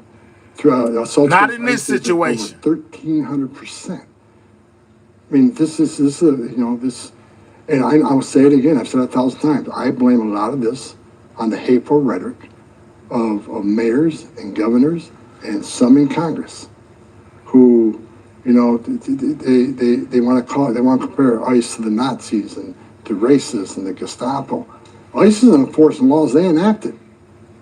ICE isn't making this up. So if a member of Congress saying, ICE, you're enforcing laws we enacted, you're a racist. They wrote the law. In the spirit of fairness now, I mean, there are people who are angry at ICE because they hear from this administration, members of it, Stephen Miller, sometimes the president himself, what they consider to be racist, inflammatory language against immigrants, against migrants, both illegal and not. Is there not a double standard here? What racial rhetoric are you talking about from the administration? I'm not going to litigate comment by comment here, so I'm just saying. I don't see any racial. Let's go, Ken. The left wants to pull that, the race card. It has to be racist. ICE isn't doing anything different than it did for decades. The problem is, the last 4 years, ICE wasn't able to do the job. ICE is out, and the data proves it, even though a lot of the media don't want to talk about accurate data. Nearly 70%, I think it's like 68-point-something% of everybody ICE arrested is a criminal. Sorry, what percentage? Just below 70%, I think it's 68.7. Is a criminal, has a criminal record? Is a convicted criminal pending criminal charges. Right, so 30% are not. And so part of the reason... And who is that 30%? 30%? A lot more national security cases who don't have a criminal history because their whole game is to lay low until they do the dirty deed. A lot more final orders. These are people who had due process at great taxpayer expense, were ordered removed by a federal judge and didn't leave. Yeah. We're looking for them. The message we can't send to the rest of the world is enter the country legally. It's a crime. Don't worry about it. Have due process, show up in court or don't show up in court, get a final order, don't worry about it. If that's the message we send to the whole world, you're never going to fix this problem. What the bottom line is this. President Trump has illegal immigration down 96%, which means 96% less people are now coming, which means less women are being sexually assaulted by members of the cartel, less children and the most vulnerable are dying making that journey, less fentanyl is getting into the country to kill Americans. Sex trafficking women and children have declined increasingly. So secure borders saving lives. The message we're going to send to the whole world. Make sure you guys are subscribing to the channel if you are new. This is Tom Homan basically giving the spiel on what he got ICE out here doing, man. You know, in the wake of the Portland shooting where a male and a female were injured due to ICE agents shooting them. In the Minneapolis situation where the lady was, Miss Renee Good was unalive. Trying to get away from ICE in her vehicle, guys. Double tap that screen if you're on a mobile device or click those 3 dots, hit that thumbs up. Those are both ways to like the video, guys. Please like the video. It helps out the channel. And most definitely subscribe if you're new. Is that there are consequences of violating animal laws. And one of the reasons we have the most secure border in the history of this nation is not only because of men and women of Border Patrol is doing what Mr. Homan, I've been down there. Doing. But a lot of the reason we have the most secure border in history of this nation is because ICE operations.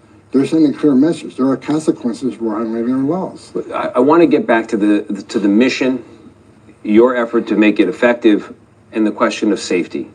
Given the situation now in Minneapolis, the level of public anger, the videos that when many Americans see them, they see either unnecessary violence or they see excessive force. Do you believe that this mission in Minneapolis and nationwide can still be carried out in a way that is effective for you, but at the very same time, safe for everyone else? Yes. And we're going to continue the mission. The mayor of Minneapolis... You can protest all you want. You have that right. But you can't impede. You can't interfere. You certainly can't assault ICE officers or threaten to assault them. So we're going to continue this mission. these videos that for months and months have been going around that people watch and they share and they say, look at this case of excessive force. Again, I'm not going to litigate any particular incident or ask you in detail about it, but I'm curious, you've seen these videos, I'm sure you've seen more than is even public. Have you seen any examples of clear excessive force displayed by ICE agents and officers in the field? No. During the whole administration? Things that I've seen? Yeah. No. And when I hear things, I see a story that an allegation is made, I follow up, make sure that it's being fully investigated. But I haven't seen one ICE officer found guilty of anything inappropriate. Look, I'm not... Because, like J.D. Vance said, they get immunity. That's why they haven't been found guilty of anything. Involved in every arrest. We're making thousands of arrests a day. Over 2,000 a day on average. I can't be aware of every ICE arrest. I trust the men and women of ICE and the Border Patrol are well trained. They get Fourth Amendment training every 6 months. I'm putting my faith in them that they do the right thing every day out there. And if they don't, they'll be held accountable. So help me understand then, what is your explanation for, if you say all the cases you've ever seen, all the videos that you've ever had pop up on your social media, all this stuff, you've never seen an example of excessive force. What in your mind explains the public anger and frustration with ICE and some of its tactics? We've seen it in polling, you see it in the streets. What's your explanation for it? I think a lot is based on false media reporting. I think it's the hateful rhetoric being pushed by mayors, governors, and members of Congress. But for instance, I read a story last night that a majority of people ICE arrest, matter of fact, less than 10% of people ICE arrest are criminals. Really? I look at the data every morning. I read 22 pages of data. Thank you, amazing. What's going on? So when the people are looking at social media posts and media posts are simply not factual at all, not even close. I hope he asked him about that money he got in that brown paper bag. Yeah, I remember when he first got appointed to Border Czar, people was bringing that up. I wonder if they still bring that up. Ask him about the bribe money in the brown paper bag. See if you answer that question. They get a judgment, right? They read something, say this is happening. Well, it's not happening. 70%. I mean, Washington Examiner just came out. They looked at all the data. I look at the data every day. A lot of people are being misled. And I think a lot of videos out there, what happened 30 seconds before that video? What happened 30 seconds after that video? So now you are commenting on the video. These are questions when that you I see videos, you just asked me if I see them being inappropriate. Yeah. No. But you don't know what happened 30, either do I. Yeah. So I'm not going to comment on something I don't see, but as what I've seen and through my reviews, I haven't seen ICE officers act inappropriately. So as a former... We're going to enforce the laws, and we're going to do without apology. So as and if you get in the way, you step over that line, you're going to be prosecuted. You will be arrested. That's what I see every day. I see impediment. I see interference. I see ICE officers and Border Patrol agents being attacked. So that video I showed you, it's conceivable in your mind, based on your training, based on your role as former acting director of ICE, that officer may well have been acting in self-defense. That's your view of this? I'm not going to comment on this ongoing investigation. He's not going to comment on the Minneapolis situation, guys. The governor of Minnesota has described the federal presence there, the ICE presence, as like an attack, like an invasion. The mayor says it's causing chaos in the streets. He says, quote, get the F out of Minneapolis. How you feel about that, Tom? Assuming that you're not going to do that. How you feel about the government telling you guys to get the hell out of Minneapolis? Well, he's causing chaos on the street. You want less ICE agents in the street? Then let us in the jail. They're a sanctuary city. Let us arrest that public safety threat that you decided to lock in a jail cell. You made that decision. Let ICE officers talk to that person. Because when you get fingerprinted, or you get arrested tonight, you, me, or anybody else, you get fingerprinted, your prints are run against NCIC. They're also run against DHS databases. So we know this person sitting in that jail right now that we have a warrant for, or is a prior deport. Give us access to that person. When you're done with them, let us have them. That way, safer for the public because you're not releasing public safety threats back into the public. It's safer for the officer, and it's safer for the alien. Let us in the jail. So, you know, I've said it 1,000 times ever since this, you know, I've been doing this job. Let us in the jail. There's no downside to that. But the sanctuary city politicians say, well, we're a welcoming community. We're a sanctuary city because we want victims and witnesses of a crime that are in the United States illegally feel safe to come to us with fear we're not working with ICE. That's crap. Victims and witnesses of crime don't want the bad guy released back in the neighborhood either. And we're not looking to talk to the victim and witness. We want to talk to the guy that they've locked in the jail cell. That's what we want. The more of that we can do, the less interior enforcement community operations we have to do. I want to ask you a kind of a bald question here. I mean, just a straight up question. You're telling me you've never seen in your tenure any example of excessive force. You're telling me you've not heard any comment from any member of this administration that is inflammatory or racist or in any way demeaning toward the immigrant community. That's what you're telling me. I know, because I've talked to people out there all over the country, a lot of Americans are going to hear that and they're going to be yelling at their television. They're going to be saying that the idea that it's zero, there's nothing there, you're calling them crazy. I'm not calling anybody crazy. I'm telling you what I know, what I've seen. And I told you, there are over 2,000 arrests a day. I can't see every arrest. But it just comes down to zero issues, zero problems, zero comments. It's just not believable to a lot of people, including myself. No, there's nothing that you would have ICE do differently. In any of these cases, we've seen all of these videos. Nothing.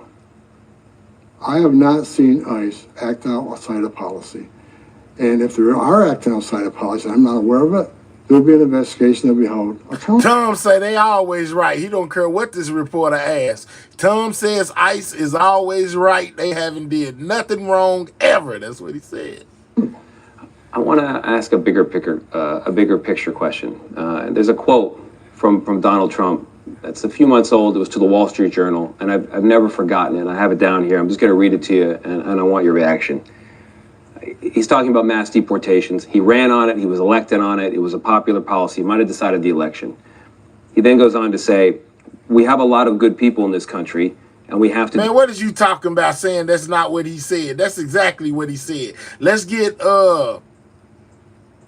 Will Baggy right up out of here. Put him on a rocket ship. You know, he thought it was safe. Let's get the rockets in the chat. He must have forgot we got more rockets than Elon Musk and deport people faster than Trump. And congratulations, Willie Bag, or whatever your name is. You just got deported, sir, because he most definitely just said ICE ain't did nothing wrong. What is you talking about? Do something about it. I'd like to see if we can do it. He's referring to the mass deportation, and he goes on, there are some human questions that get in the way of being perfect. In other words, some human questions that get in the way of getting rid of everybody who's here illegally. We have to have a heart, too. Where's the heart in this? Where's the heart in this? Where's the heart? In the last year of ICE operations. is doing everything they can to enforce the laws enacted by Congress. I just said the vast majority of everybody arrests in our public safety threats will make this country safe. I want people to remember this. ICE agents, morgue cleaners, are mothers and fathers too. They don't hang their heart on a hook every day they come to work. They got a tough job. Immigration enforcement has always been controversial. Always has been, since I started in 1984. Yeah. It's a hard job. And look, enforcing immigration law sometimes is, just being a cop sometimes, I've seen some terrible things in my career. I've seen some very sad things. Enforced law sometimes is sad. But because of the actions of President Trump, thousands of lives are being saved every month. 96% less people are coming because they know there's consequences now, which means vulnerable people, the most vulnerable people in the world, aren't given the criminal cartels their life savings to make that dangerous journey. Sex trafficking has plummeted. People want to talk about what the heart is. The Trump administration has already found over 129,000 children that the last administration lost track of and wasn't even looking for. And we're not going to stop till we find every one of these 300,000 missing children. Not every one of these children were in danger when we found them. Some were safe hiding out with family. But many were in sex trafficking, being sold into sex slavery. Many were into forced labor. That's the heart. The heart is a secure border saves lives. The heart is less sex trafficking is occurring. The heart is we're finding missing children. The last administration released without properly vetting who their sponsors were. We're looking for these children, and a lot of the addresses we're going to are parking lots in supermarkets. They didn't even bother not only vetting the sponsors, they didn't even check the address where these children were going to. Mr. Holman, everything you're describing is the reason why mass deportations and the removal of criminals was a popular issue in the election. I heard about it constantly on the campaign trail. People elected Donald Trump to enact it. That is all true. Don't make the statement that this administration has no heart. I did not make that statement. I'm asking. You said, where's the heart? Because of the 30%. I'm telling you where the heart is. And I'll tell you what I hear from voters when I'm out there and why this shows up in polls. There are many millions of Americans who have come here illegally. They crossed without documentation. They're now in the country. But while they crossed illegally, they have lived here morally. They have worked hard, they have married, they are members of their community. Wouldn't your life and the life of your officers be a lot easier if there was a path to normalization for those folks? Is that something you can imagine supporting? Let me ask you a question. Is that the way it should be? Enter the country illegally is a crime. Let me tell you something. No, let me finish. You asked the question. Yeah. Well, hide out long enough. Go have a U.S. citizen child and you're immune. You're above the law now. No consequences. People continue making that journey, and more people are going to continue to die. What I'm saying is, if you come to this country, hide out long enough, you're successful, hide out, that sends the bad message to the rest of the world. Either don't show up in court or ignore a judge's order. We are a nation of laws. And what do you say to the millions of people that are standing in line, taking their tests, doing their background investigation, paying their fees? They're sitting in the back seat because people who cheated the system. You crossed the border legally, you cheated the system, put yourself in front of the line over all these people coming in illegally, and you want to be treated better than them. What's that say to millions of people trying to play by the rules? If you want to be part of the greatest nation on earth, the first action shouldn't be violating our laws and disrespecting the laws of this country. It's a good question, and here's the honest response to it. And President Trump has said there are discussions ongoing with like farmers and other things. And remember Trump 45 came up with a DACA fix. Who shut it down? Nancy Pelosi and Chuck Schumer, because they didn't want to get money to the wall. I don't want to get away from this key question, right? You ask, is that the way it should be? Should people who crossed illegally... Is it okay to enter this country legally, sir? Do we say it's okay? Is it okay to enter this country legally? Let me ask you this one question. Is it okay to enter this country legally in violation of the law? This is why I'm asking this question. For the history of this country, let me get this out. My family, many millions of families, the vast majority of families, in fact, here in America, crossed either before 1920, when there was no limitation, you just came over, they got you in. 98% of the people who came to Ellis Island walked down the gangplank, welcome to America. After the 1920s immigration restrictions, people came over from the unwanted countries of southern Italy and eastern Italy, or southern Europe, Eastern Europe, and they were here illegally. A lot of Irish, a lot of Czech, a lot of Italians, a lot of them in Texas. Guess what? The U.S. government normalized them if they hadn't committed crimes. Fast forward to the 1980s. We had a lot of immigrants from Latin America. They had crossed illegally. They were here. They were here morally, in their lives, after the crossing. They were normalized by the million, by the Reagan administration. This is how we've always actually done it in America. So what you're describing in your question... Let's go, reporter. The world is different. The world is different. Let's just look at the last President Trump, Trump 45. How many people on the terrorist watch list were apprehended crossing the southern border? In 4 years, 14. How many are in Joe Biden? Over 400. We got 2.1 million known, 2.1 million known gotaways. Caught on video traffic, drone traffic, central traffic. 2 million people paid more to the criminal cartels to get away. Why did 2 million people pay more not to get all the free giveaway? Because if you pay less to the cartel, say, look, I'll pay you this lesser amount, turn myself into a green uniform. be released within 24 hours. Get a free airline ticket to the city of my choice. Get a free hotel room. Get 3 meals a day. Get free medical care. And get work authorization after 90 days. Why did 2 million people choose to pay more not to take advantage of that giveaway program?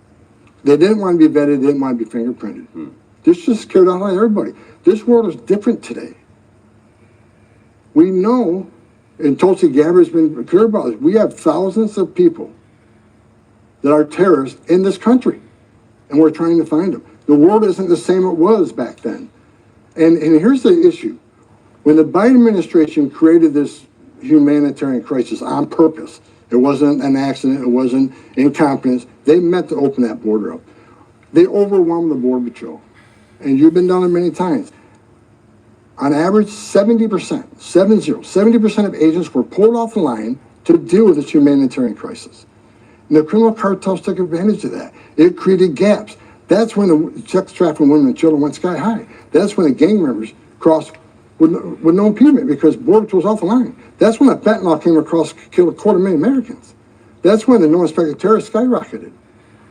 I wake up every day, go to bed every night, knowing we got over 2 million known gotaways. Who are they? Where they came from? So it's a different world today. A secure border means you have stronger national security. A secure border saves lives. One final question on Venezuela. Clearly, the Maduro regime was dangerous in the eyes of the U.S. government. We just launched a raid to remove him. At the very same time, the administration has removed protections for Venezuelans here who fled that danger. How does that make sense? Well, that's the Secretary of Homeland Security and the State Department works very closely on that. But I'll say this, temporary protective status. I've been doing this since 1984. I don't think I've ever seen TPS be temporary. Gets extended. The law clearly says when the conditions of the country change, then that TPS should end. So that's in litigation right now, so I'm not going to comment on ongoing litigation, but we look back over all the TPS programs in the last 40 years, and look how many were actually temporary. Yeah, that's true. Well, Mr. Homan, I appreciate you being so... All right, so that was Tom Homan on his stance. You know, he declined to comment on the situation that happened in Minneapolis. He said he's going to wait for the investigation to be over. But somebody that didn't mind... that didn't mind commenting on the city situation was Caroline Leavitt and J.D. Vance, guys. They most definitely spoke out about the entire situation in which J.D. Vance sided with ICE. Needed this associate attorney general position. Pam got this person up and running in about a week. We're going to make the nomination hopefully in the next few days. We'll obviously let you guys know who that is when we do it. I've talked to Senate Majority Leader John Thune, who has promised me swift confirmation for this official, but this is the person who is going to make sure that we stop defrauding the American people. Here's one final thing I'll say about this. I've heard a lot of people say that we need a special counsel to investigate fraud in the United States of America. I actually agree, and that's what this position does. It has all the benefits, all the resources, all the authority of a special counsel, but with two crucial differences. Number one, it will be run out of the White House under the supervision of me and the President of the United States.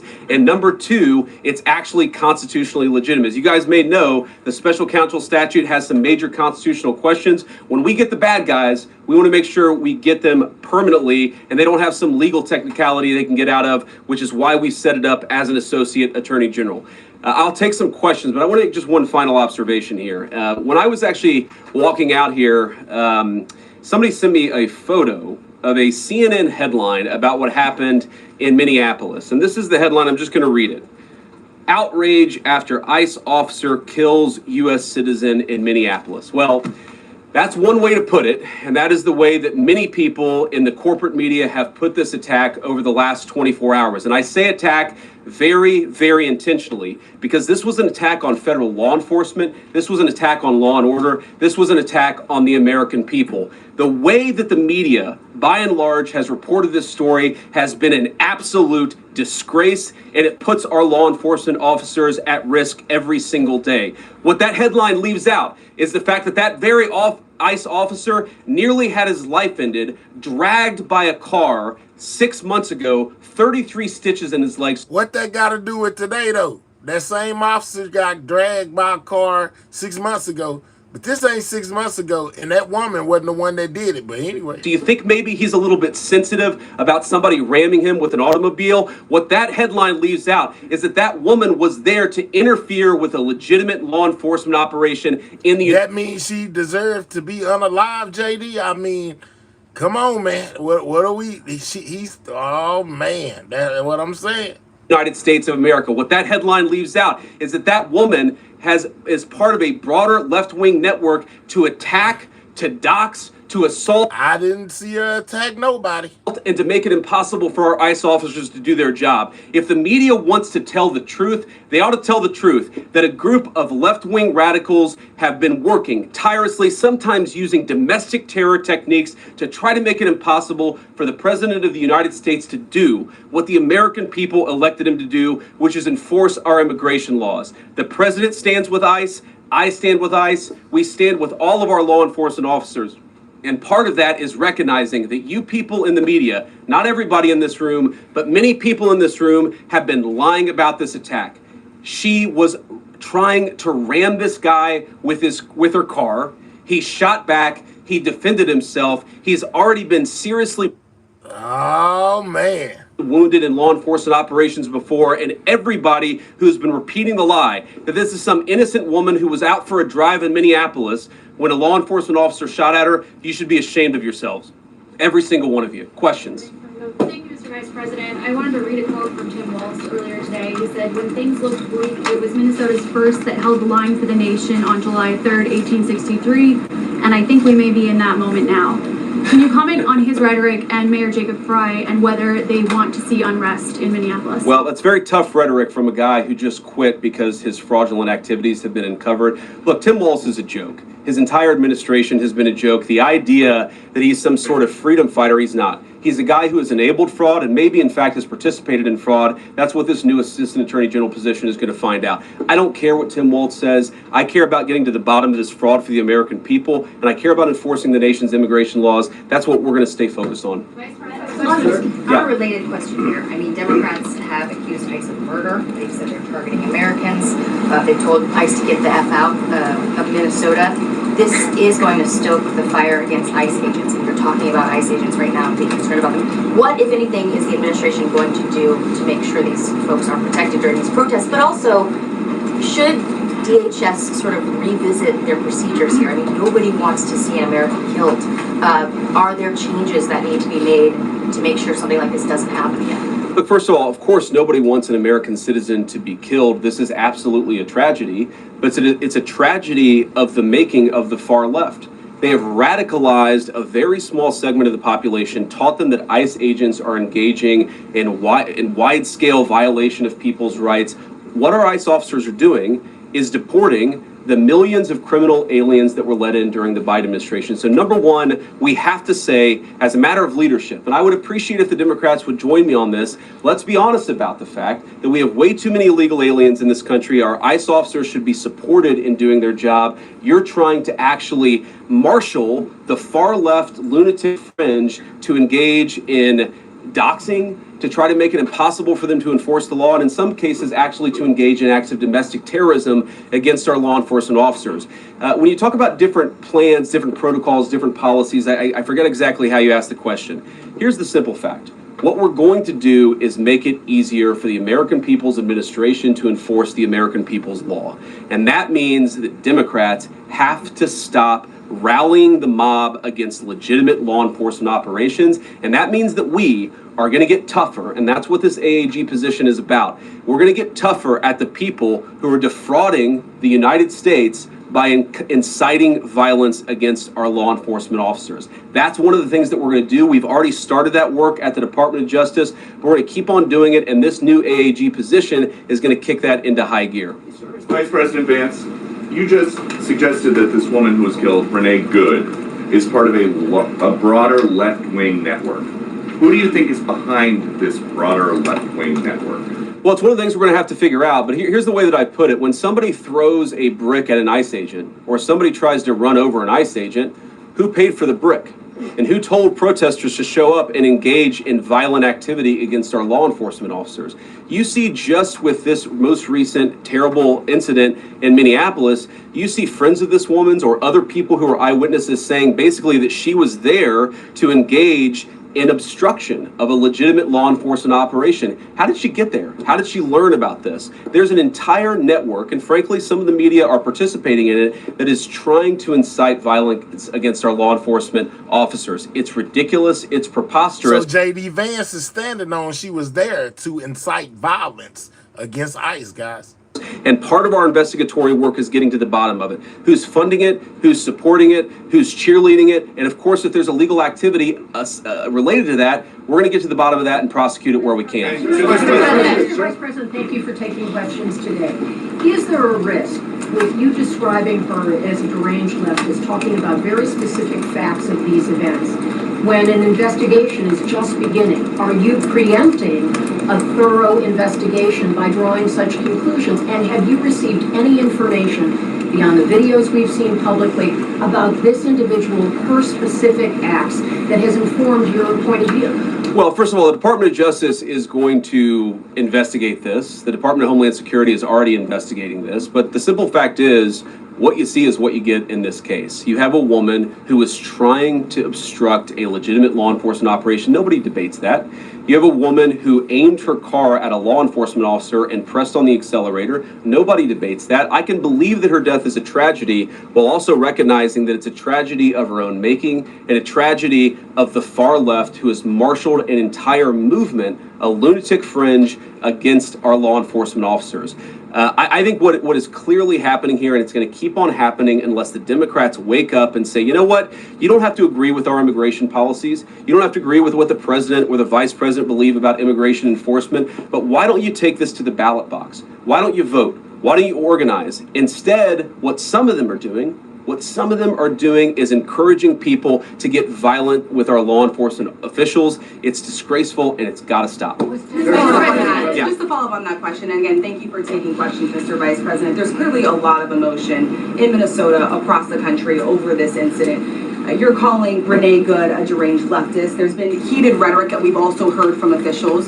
What responsibility do you and the president have to diffuse some of the tension that we are seeing play out in Minnesota, bring down the temperature as this investigation is unfolding? What we have a responsibility to do is to protect the people who are enforcing the law and protect the country writ large. Whether you're Democrat or Republican, you deserve to have the people's laws enforced in the United States of America. Now, again, I'm not happy that this woman lost her life. I'm not happy that this woman was there at a protest violating the law by interfering with a law enforcement action.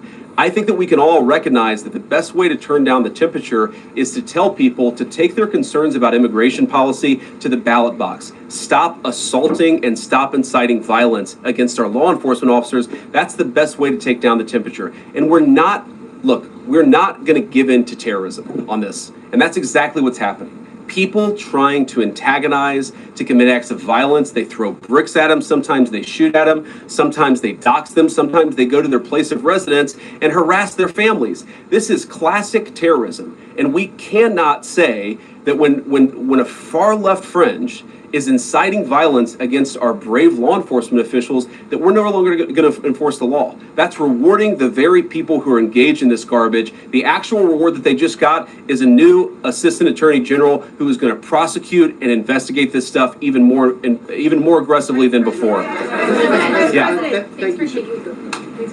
Thanks for taking my question. So the head of Minnesota's investigations agency says that the U.S. Attorney's Office has essentially cut off the state investigations agency's access to the investigation. What is the precedent for that, and why shouldn't the Minnesota officials on the ground have access and evidence to work on this investigation? First of all, I wish the state officials in Minnesota would investigate why you have so many people who are using their vehicles and other means to actually interfere with a legitimate law enforcement operation. The precedent here is very simple. You have a federal law enforcement official engaging in federal law enforcement action. That's a federal issue. That guy is protected by absolute immunity. He was doing his job. The idea that Tim Walz and a bunch of radical absolute immunity, he was doing his job. He was protected by what? Issue. That guy is protected by absolute immunity. He was doing his job. So once again, JD says that the agent that basically fired upon this woman is protected by absolute immunity, meaning he won't face any charges for what he did. The idea that Tim Walz and a bunch of radicals in Minneapolis are going to go after and make this guy's life miserable because he was doing the job that he was asked to do is preposterous. The unprecedented thing is the idea that a local official can actually prosecute a federal official with absolute immunity. I've never seen anything like that. It would get tossed out by a judge. So what I'd like Minnesota to focus on is the real issue that they're encouraging people. Minneapolis officials are encouraging people to commit violence against ICE officials. It's ridiculous. It's got to stop. Go ahead. Mr. President, thank you. You said earlier that there's a left-wing network to attack, to dox, to assault, and make it impossible for ICE officers to do their job. You told my colleague just now that there's an investigation going on into that network. Yep. So if everything that you say is true, how does being part of that network justify being shot? Well, being part of the network doesn't justify being shot, but ramming an ICE officer with your car, that's what justifies being shot. It's not a good thing, by the way, but when you force somebody to engage in self-defense, it's almost a preposterous question. I'm not saying that funding some of this stuff justifies capital punishment. Nobody would suggest that. The reason this woman is dead is because she tried to ram somebody with her car and that guy acted in self-defense. That is why she lost her life, and that is the tragedy. Now, there may be other violations of the law and other penalties that are associated. I need to see the video he saw where he said somebody was ramming somebody with a car or trying to. In the video I saw, I played earlier, I just didn't see it. With those violations of the law. For example, if you are funding violence against our law enforcement officers, I'm not a prosecutor. My guess is that's not the sort of thing that earns capital punishment, but it should sure as hell earn you a few years in prison if you're funding the effort to try to assault our law enforcement officers. What is, I'm sorry guys, what's going on here? You guys are meant to report the truth. How have you let yourself become agents of propaganda of a radical fringe that's making it harder for us to enforce our laws? You just asked me a question that presumed that the reason why this woman died is because she was engaged in legitimate protest. She tried to run somebody over with her car, and the guy defended himself when that happened. Next question. The investigation is still ongoing. I said next question. Mr. Vice President, I mean, you presumably watched the video yourself. There's not the slightest doubt in your mind, having viewed it, that the victim, you still believe that she deliberately tried to ram him despite seeing this video? Look, I don't know what is in a person's heart or in a person's head, and obviously we're not going to get the chance to ask this woman what was going on. What I am certain of is that she violated the law. What I'm certain of is that officer had every reason to think that he was under very serious threat for injury or in fact, his life. What I'm certain of is that she accelerated in a way where she ran into the guy. I don't know what was in her heart and what was in her head, but I know that she violated the law, and I know that officer was acting in self-defense. It raises an interesting point, though. Look, if people want to say that we should have a legitimate debate about, what was she really doing, right? Was she panicking when she drove into this officer, or was she actually trying to ram him? That's a reasonable conversation. What's not reasonable is for so many of you to plaster all over the media that this was an innocent woman and that the ICE agent committed murder, which is what many of you have said explicitly and some of you have said implicitly. Well, some of us feel like that, JD. Don't be mad at us for our opinion. We ain't mad at you for yours. That's what I have an objection to. The idea that this was not justified is absurd, and I think everybody knows it in their heart. Yeah. In the green jacket. Taking down the temperature, it seems like political violence is ratcheting up and riots could be around the corner. What steps does the administration have planned to try to unite America? Average people on both political sides are so tired of fighting with each other, and I think all the journalists in this room could agree with me that we don't want to be part of the problem. Do you have any words to unite America? I know you don't want to be a part of the problem, and I think that's true of a lot of you. I'm not sure it's true for everybody, because the reporting over this has been one of the biggest scandals I've ever seen in media. I've never seen a case so misrepresented and misreported when you have a guy who is defending himself and is now being treated as some sort of federal assassin by so many of the people in this room. First of all, let me say about crime. You mentioned violence. One of the things we're proudest about is that you saw violent crime over the last year drop by 20%. Why is that drop by 20%? Is it because we're attacking our law enforcement officers, or is it because we in the administration are empowering our law enforcement officers to enforce the law? I think that's one of the ways you take down the temperature, is you make people feel more secure and safe in their person and property. That's why we care so much about protecting our law enforcement, because it accrues to the benefit of the entire national community. I think that we can absolutely talk about the ways in which, we can lower the temperature by discussing differences in a reasonable and rational way. Again, I'm happy to talk with any congressional Democrat or any of you about our immigration policy, about why I think it's necessary, about why I think it's in the best interest of the country, about why the President of the United States was elected to actually enforce the border for the first time in at least 4 years.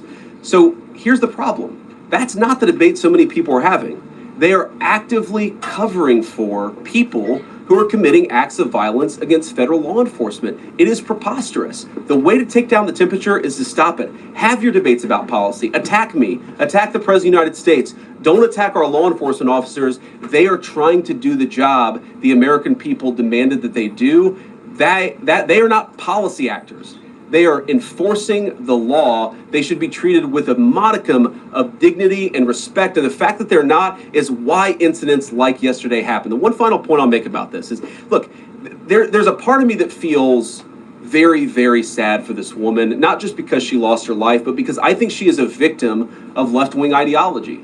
What young mother shows up and decides they're going to throw their car in front of ICE officers who are enforcing legitimate law?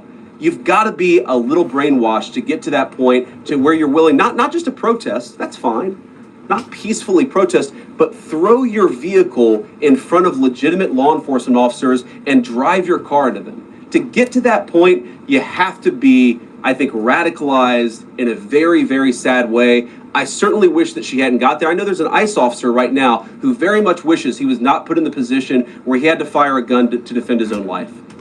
Yeah. Thank you, Mr. Vice President. What's your message, following up on that, what's your message to the leaders in Minnesota, the governor of Minnesota, the mayor of Minneapolis, to calm down the situation on the ground, on the streets? What's your message also to those protesters who saw that video in a completely different way than you saw that video? Well, first of all, I think if you watch every angle of that video, there is one angle where if you squint, you can maybe tell yourself that it's not clear what happened. But when you look at all angles of that video, it is very clear that her vehicle went right for the guy. She actually collided with him. And then that's, of course, when he fired his shots. That's obvious, okay? So what I'd say to the protesters is, by all means, protest peacefully, but make this about ideas. Make this about disagreement with our policy. Don't use your protest as a justification or an encouragement for people to go and incite violence and participate in violence against our law enforcement officials. To the people on the ground in Minneapolis, meaning the local officials in Minneapolis from Tim Walz on down, I'd say, look, why can't you just disagree with a given piece of immigration policy without turning law enforcement into the enemy? And think about, for example, a criminal law, where a police officer goes and arrests somebody because they violated a criminal law. If you're mad about that, go and protest the politician who passed that law. Don't attack the police officer who's just doing their job. We had a wide open border under Joe Biden. I happen to think it's a good thing the President of the United States has closed it down. If you think that's a bad idea, criticize this administration for a policy decision. Don't attack our people for enforcing the law, because I guarantee you go to ICE, there are black people and white people, there are Democrats and Republicans, they are patriotic Americans who are trying to enforce the law. Attack me, lay off of our ICE agents. Yeah, in the blue, all the way, yeah. Yeah, thank you, Mr. Vice President. You called on Tim Walz to resign. Can you lay out the case as to why he should step down? Well, look, I think Tim Walz should resign because it's very clear either that he knew about the fraud in Minneapolis, he knew about the welfare fraud, or at the very least he looked the other way. I mean, this is not like Lex Luthor, right? This is not movie villain fraud. This is the lowest IQ possible fraud. This is, we're going to take kids we're going to take the absence of kids and set up a daycare center where there are no children, and we're going to call our early childhood education center the Quality Learning Center. By the way, if you can't spell learning, maybe you shouldn't be in early childhood education. But people got rich off of this. We know that there were schools who either had no enrollment or at least they overstated their enrollment. Tim Walz, either it was unbelievable incompetence or he was in on the fraud. That's one of the things we're going to get to the bottom of. Sir. Thank you, Mr. Vice President. Can you explain the difference between this Associate Attorney General and a special counsel? And do you envision this being a permanent position? Let's take time, guys, to double tap that screen if you have not. If you're on a mobile device, double tap that screen or click the 3 dots and hit that thumbs up. Make sure y'all subscribing to the channel if you're new. This is basically JD Vance taking a stance with the situation that happened in Minnesota involving ICE and Renee Good, guys, where she lost her life. He says that the agent was in the right and is protected by absolute immunity. Absolute immunity. What do y'all think about that? Let me know. But most definitely double tap that screen. That's how you get the lights up if you're on a mobile device. Or click those 3 dots and hit the thumbs up. That's another way. And most definitely subscribe to the channel. Or having more of a limited scope? Well, it's going to be permanent until we get to the bottom of what's going on. So I think it's going to last for at least the remainder of the administration. What's different about it from a special counsel is if you remember the Jack Smith case where the special counsel was found unconstitutional. One of the big issues there. All right, man, get the rockets ready. We most definitely got a person that's ready for deportation. Mr. Wright, let's get him right up out of here. Congratulations, my guy. You have been deported. We'll holler at you, Mr. I hit the thumbs down. Yeah, well, we're going to get you right up out of here. Now, thumb that, sir. Goodbye. Is that person was not an appointed person, completely aside from all the other issues, that the person was a lunatic and that the case had no merit. There was a fundamental constitutional issue, which is that he had not been appointed by the president and he had not been confirmed by the United States Senate. An assistant attorney general, what that's going to allow us to do is appoint this person, have them confirmed by the Senate. That's one difference. The more substantive difference is that this person is going to be part of a very broad interagency White House that's being led from the president of the United States on down. And that's going to give them the resources, the access to material and information to make this person more effective. I think a lot of people have asked, how are you really going to get to the heart of the fraud? We've been asking ourselves that question for the past couple of months, and we think this is the critical piece at the Department of Justice to really ramp this fraud investigation into high gear. In the red tie, yeah. Vice President Vance, I wanted to ask, what's your message to far leftist agitators who feel emboldened to obstruct ICE activity in Minnesota and around the country? Well, I think they shouldn't feel emboldened because now they have an assistant attorney general who is going to prosecute and investigate their fraud and their violence more aggressively than it has ever been investigated in the United States of America. We are doing so much to try to find the financing networks and the domestic terrorism networks that legitimate this violence, that fund this violence, and that, of course, engage in the violence. These people should not feel emboldened because they have, for the first time, maybe in American history, an administration that is not going to tolerate political violence of any kind from anywhere. Yeah. We are 175 subscribers away from 59K, guys. If you're not subscribed, subscribe, guys. Every subscriber counts. We are 175 people away from 59K. Shout out to everybody that's subscribing to the channel, man. So it's not clear today that the entire weight of the federal government is behind these ICE agents and this ICE agent in particular. There is still a federal investigation happening on the ground. Does that mean that they are not looking into this ICE agent at all? They are just focused on the woman who was in the car? What is the investigation if the federal government has already determined that its weight is behind this ICE investigation? So what do you mean? When you say investigation, do you mean investigation of the shooting yesterday or of the fraud that's happening in Minneapolis? Yesterday. Okay, look, DHS, as I understand it, has an investigation already ongoing. I know that other organs of our government are looking at this. So yes, there's certainly an investigation that's happening right now. But as part of the broader fraud investigation, a lot of what we're doing with the Department of Justice has already started. We've got over 1,500 subpoenas. We've got people this morning, actually, we're going door to door to actually knock on some of these fraudulent care centers, these fraudulent social services organizations to get to the bottom of what's going on there. So the investigation in some ways has already been ramping up into the anti-fraud element for at least a few weeks. What we're trying to do is supercharge it and make sure there's a designated person within the Department of Justice who completely controls. Whether he's been placed on administrative leave, I don't know the answer to that question. I'd refer it to the Department of Homeland Security, and they can follow up. I will say, look, I would appreciate everybody saying a prayer for that agent. Look, in the past 6 months, he has been hit twice by a motor vehicle. One time, the first time, it led to over 30 stitches and very serious injuries to his legs. So the agent that basically fired on the lady has been hit twice by a motor vehicle. Seems like he might need to be doing a desk job instead of being outside by more potential vehicles, since he has PTSD. Sounds like y'all should put him on an inside job behind a computer or a desk instead of having him on the streets, because this guy is shell-shocked. A guy who's actually done a very, very important job for the United States of America. He's been assaulted, he's been attacked, he's been injured because of it. He deserves a debt of gratitude, and I think the media prejudging and talking about this guy as if he's a murderer is one of the most disgraceful things I've ever seen from the American media. Yeah. Vice President, what is your specific role in the future of Venezuela? And I'm wondering, could you confirm reports that the Director of National Intelligence, let's go, Bobby, Tulsi Gabbard, was kept out of the planning for the operations because of her past concerns about military involvement in Venezuela? So I've heard a couple of things. One, that I was kept out of the planning for the Venezuela operation, that's false. And another, that Tulsi was kept out of the planning for Venezuela operations, that's completely false. Look, we're all part of the same team. And one of the things that is really amazing about that operation is that we kept it very tight to the senior cabinet level officials and related officials in our government. And we kept this operation secret for a very long time. I'm very proud of that. I think it suggests that the team works very well together. Well, looking ahead, what is my role? Look, my role is going to be whatever the president asks me to do.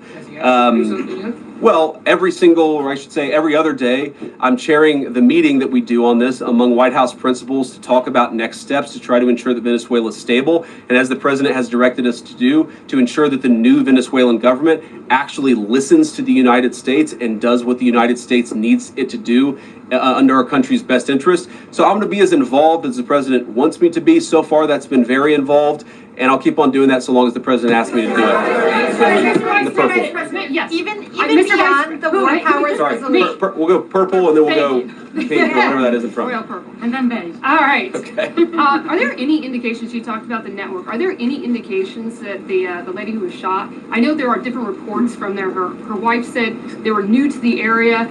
Are there any indications she may have been a paid agitator, and maybe that there are others that were brought to the area, considering everything that's going on in Minneapolis? I wouldn't say that she was paid. I don't have the evidence to say that one way or the other. What I do know is that she was violating the law. And if you just look at the eyewitness accounts, they were saying she was there to prevent the enforcement of the law. She was trying to obstruct a legitimate law enforcement operation. That much is obviously clear. The rest of it, of course, is part of the reason why we investigate this stuff.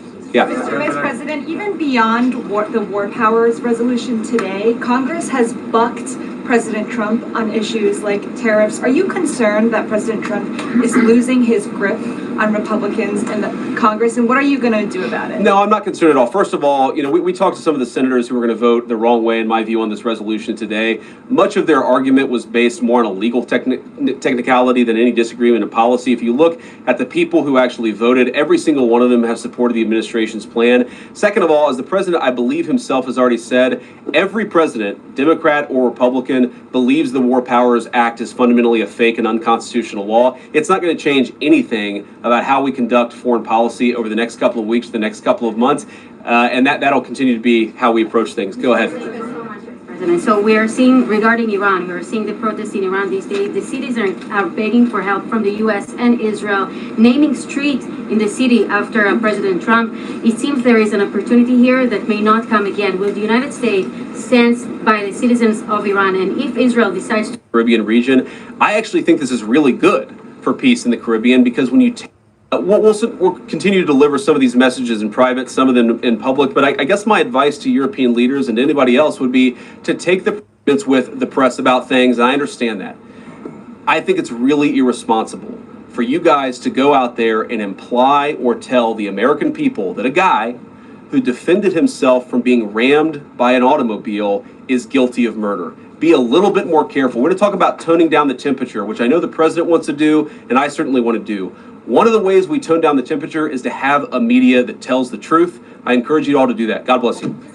All right, so that was J.D. Vance basically on his stance with this situation going on in Minnesota. He says that basically the lady was trying to run over the ICE agent, and the ICE agent was in the right, and he's protected by absolute immunity. Whether you agree or disagree, he said what he said, guys. Your vice president, J.D. Vance, guys. He said what he said. All right, so to my next point of business, before we get up out of here, Trump did a interview, guys, basically talking about capturing Mondero, whatever his name is. What is it? Mondero, the president of Venezuela, and how America will kind of govern over Venezuela. Check this out. Well, Great to see you, sir. I didn't know it was a full hour. I thought it was going to be maybe 10 or 15 minutes. But you do that to me every once in a while. I think I was pretty clear, but thank you for your time. We always appreciate it. There's really not much in the news, so there's not a real lot to talk about, but let's start with Venezuela. Narco-terrorist, indicted, guy that we're losing 200 Americans a day to drugs. Yeah. Walk us through this decision in Venezuela. Well, it wasn't a hard decision. Democrats wanted him and Republicans wanted him, and nobody had what it takes to get him or didn't want to get him. I don't know, something happened, but he killed a lot of people. He sent a lot of bad people into our country. He emptied his prisons into the United States. He emptied his mental institutions and insane asylums into the United States, and did a lot of very bad things, but he was a big drug pusher. You see that because all the boats that we shot down, they came out of Venezuela. A lot of drugs. There's a lot of boats and a lot of drugs. There are very few boats operating right now. It's almost no boats. You can't find any boats. I don't think anyone would go fishing in those waters. Not a lot of people want to go fishing anymore. But we've knocked out 97% of the drugs coming in by water, and we are going to start now hitting land with regard to the cartels. The cartels are running Mexico. It's very, very sad to watch and see what's happened to that country, but the cartels are running, and they're killing 250, 300,000 people in our country every single year. The drugs, it's horrible. It's devastated families. You know, you lose a child or a pet. Trump says it's about the drugs, guys. A lot of people say it's about the oil. Let me know in the comments what you think about. When it comes to capturing and basically the U.S. taking over Venezuela, do you think that it was about drugs or about oil? Let me know in the comments, guys. I mean, parents are dying too with drugs. So we've done a really good job. We're knocking it down. The numbers are really getting to be, they're always going to be too high if you have one person, but they're going down just like the border. I see a lot of oil down there. A mess for years. I did it the first time very quickly, all and this time I did it even better because this was a bigger mess. This was a border like no other probably in the history of the world. There's never been a border like that when anybody could just walk into your country. The border's ostensibly really closed now. Closed. You can't come in. And nobody comes. Nobody even tries. And the people in Texas, Arizona, all these places that are won by such big numbers, they are so happy with the border. They had homes that they weren't even able to live in their home. Every day people were knocking on their door, every hour. And it's just a great honor to be involved with it. The ICE and Border Patrol and all of the people have been so good. Tom Homan, Kristi Noem.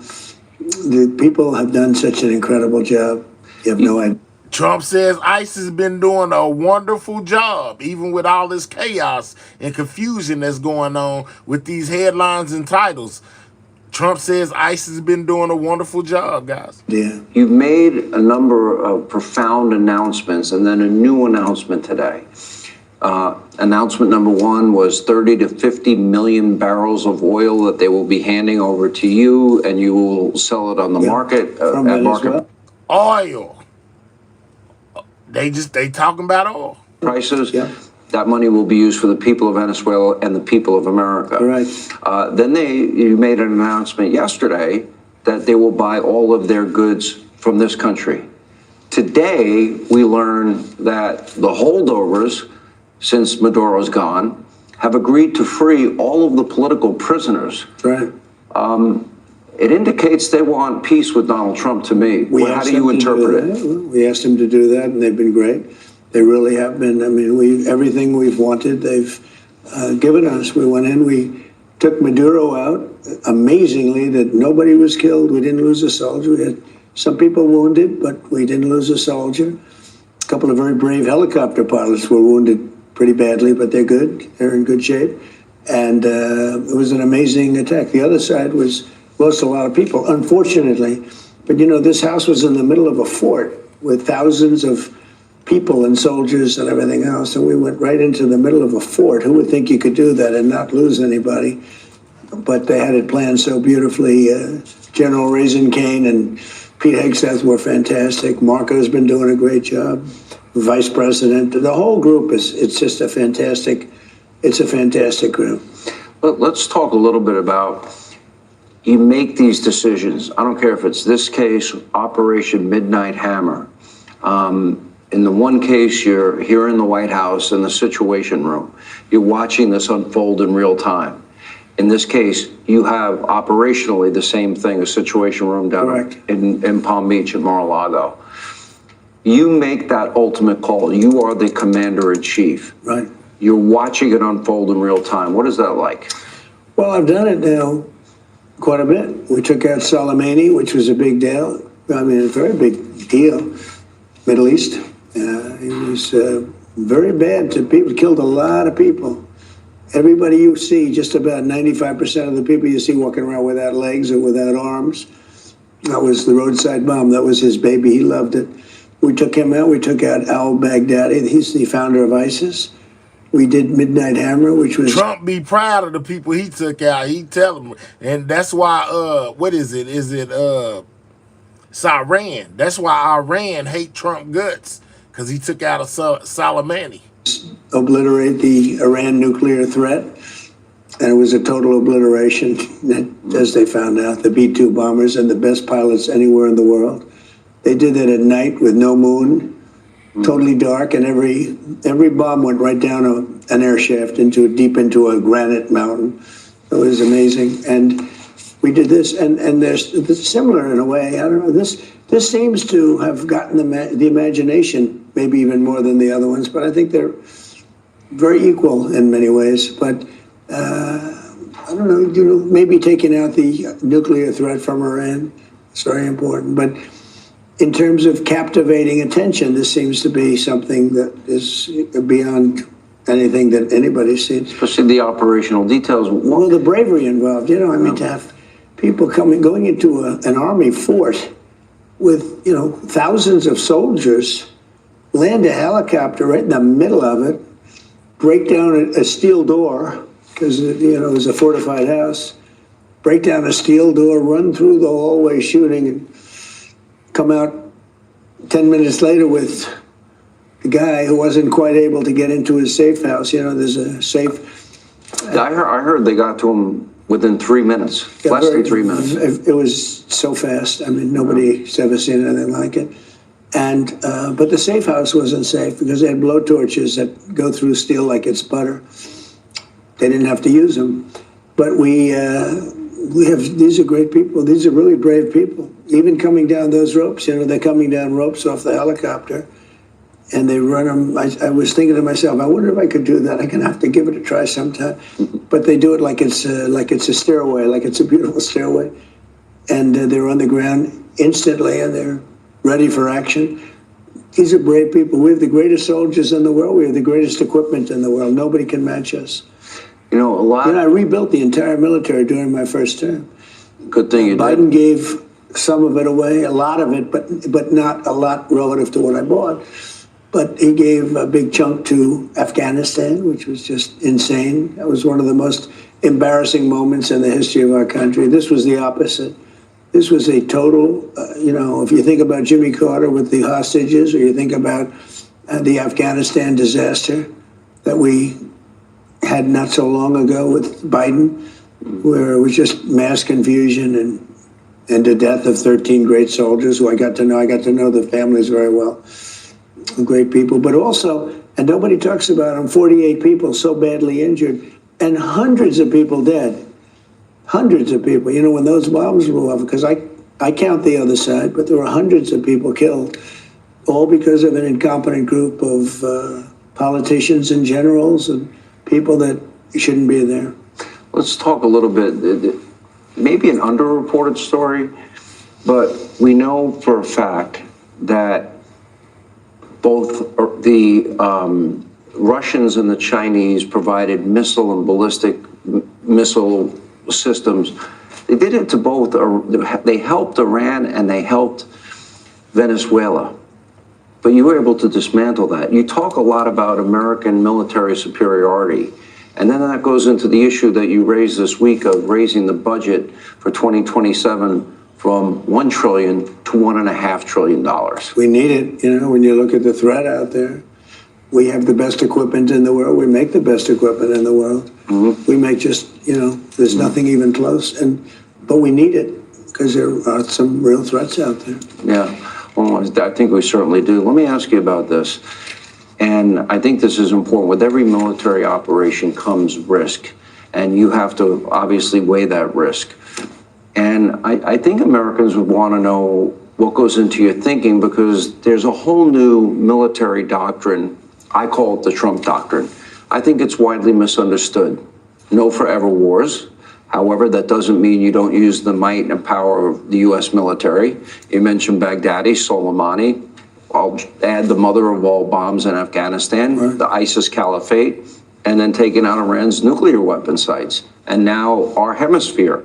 Are you calling it the Donroe Doctrine? Well, they call it the Donroe. I didn't call it that, but they're calling it, it's the Monroe Doctrine. Now they call it the Donroe, which is basically safety for this part of the world.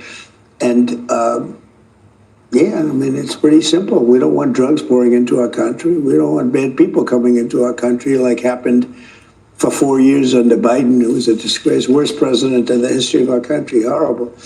We had some other bad ones. Let me tell you, Obama was a terrible president. The divisiveness and the hatred that was caused, and many of the people allowed into the country. But what Biden did was a step beyond anything that anybody's ever done, where you had millions of people pouring through the border. Now we have nobody coming in unless they come in legally. Let's talk about, you said for the interim, you will be in charge.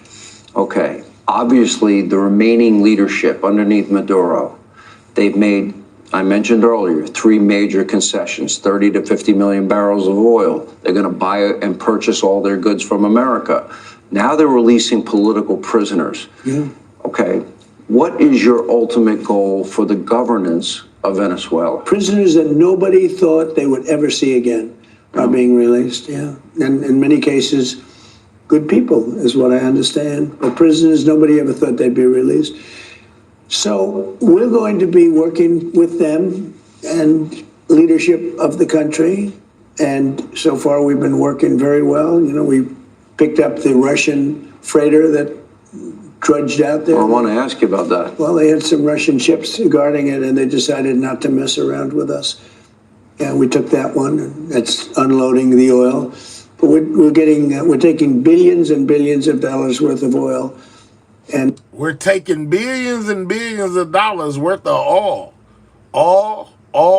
and more oil. It'll be hundreds of billions of dollars. It'll be trillions of dollars. But we're going to be there till we straighten out the country. We'll see how the country's doing. But we'll be running the oil. We're meeting tomorrow with all of the big oil executives. We're going to be right here in the White House. We're going to meet with the, biggest oil people in the world. They're all coming here. The top 14 companies are coming here. They're going to go in. They're going to... I thought they said drugs. Sounded more like oil to me. Rebuild the whole oil infrastructure. They're going to spend at least $100 billion. And it's an unbelievable oil that they have and an unbelievable quality of oil and amount of oil. When they nationalized the oil industry in Venezuela, going back to the 1920s, American companies had invested billions. We built it. All of it. And then it was taken away from us. Stolen. It was stolen from us, and it was taken away. years ago over a period of time, but it was taken away in the early 2000s, even beyond that, but the early 2000s, and I just took it back. I can't imagine them being able to, they have the largest oil reserves in the world. I can't imagine without American investment, ingenuity, engineering, and our assistance that they would ever be able to tap into the vast resources that they have. Again, the largest in the entire world. So that will be a big part of it. What does that mean in terms of America's new partnership with Venezuela? Well, it means lower oil prices all over the world, which is great for everybody. It means lower oil prices for America, which I have it down. Don't forget, I inherited a mess. They talk about affordability. There was no affordability under Biden. He had the worst inflation in history, the highest and worst inflation in history. Prices were through the roof, and I'm fixing it. I inherited a mess. I say it all the time. I inherited, because people don't understand, I inherited a mess. Open borders, millions of people in this country that shouldn't be. We're moving them out.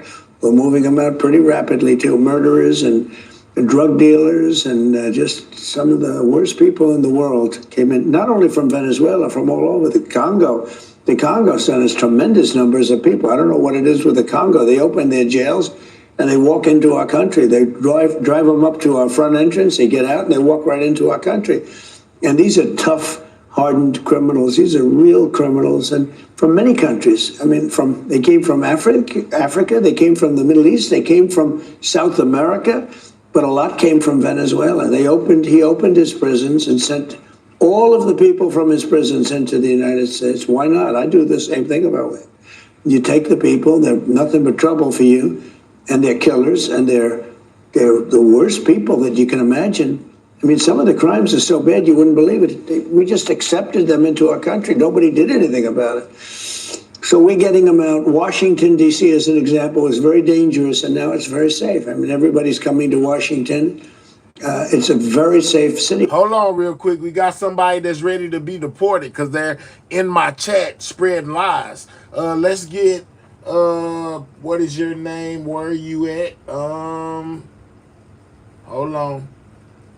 Let's get Anita right up out of here. This is most definitely a recent video. This is yesterday. What are you talking about? An old video. Congratulations. You just got deported. We'll holler at you. Let's get you right up out of here.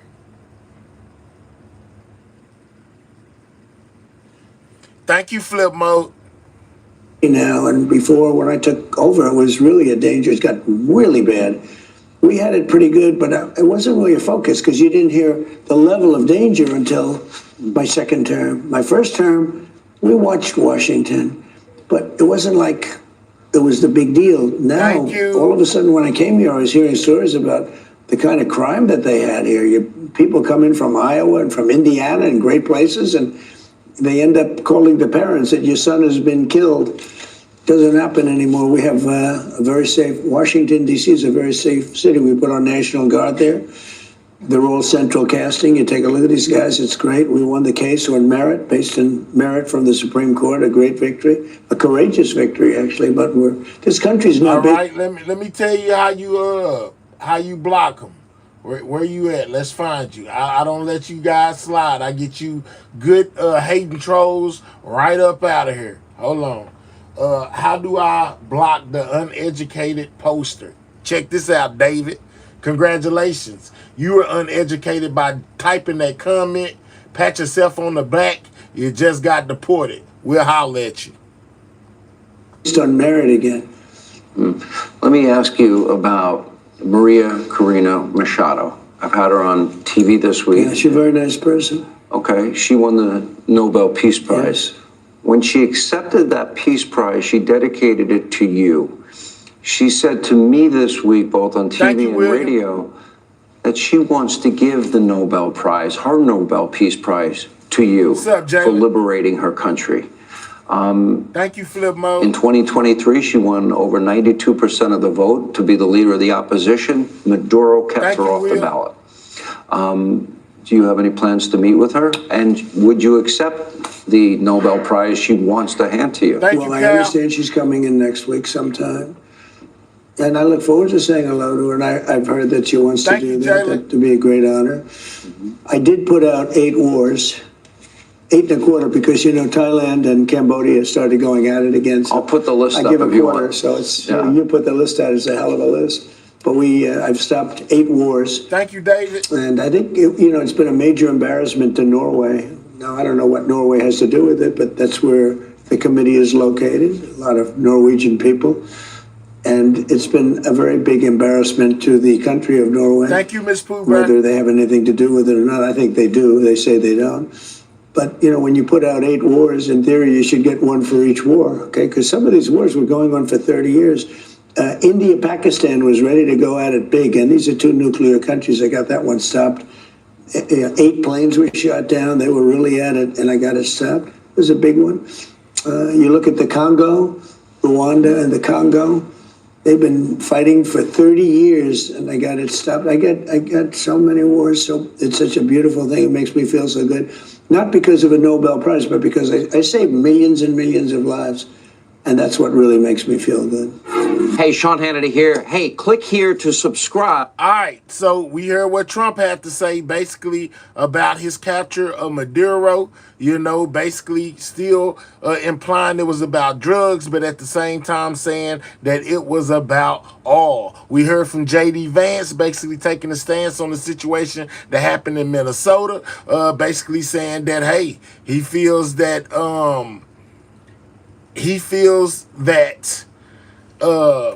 what is his name? he feels that the ICE agent was in the right and is protected by absolute immunity. We most definitely seen the facts. We seen the video of what happened in Minnesota, and everybody got a different take on it, man. You know, whether you agree or disagree with what went on, it was most definitely sad, guys. You know, in my opinion. It was most definitely sad. It's crazy out here, y'all. I guess we just got to pray at this day and time that everything goes, you know, basically like it's meant to go. You know what I'm saying? Like it's meant to go. Hold on. Let me see what Caroline, I know it was a reason why I had this. So let's see what she said. Of a larger, sinister, left-wing movement that has spread across our country, where our brave men and women of federal law enforcement are under organized attack. Right now, immigration and customs enforcement officers are facing a 1,200% increase in assaults, a 3,200% increase in vehicle rammings, and an 8,000% increase in death threats. ICE agents are faithfully enforcing federal law to protect the safety of the American people by removing criminal illegal aliens from our country, which is exactly what nearly 80 million Americans elected President Trump and Vice President J.D. Vance to do. Radicals in the Democrat Party are furious over this. They don't want our border secured or criminal illegal aliens being removed.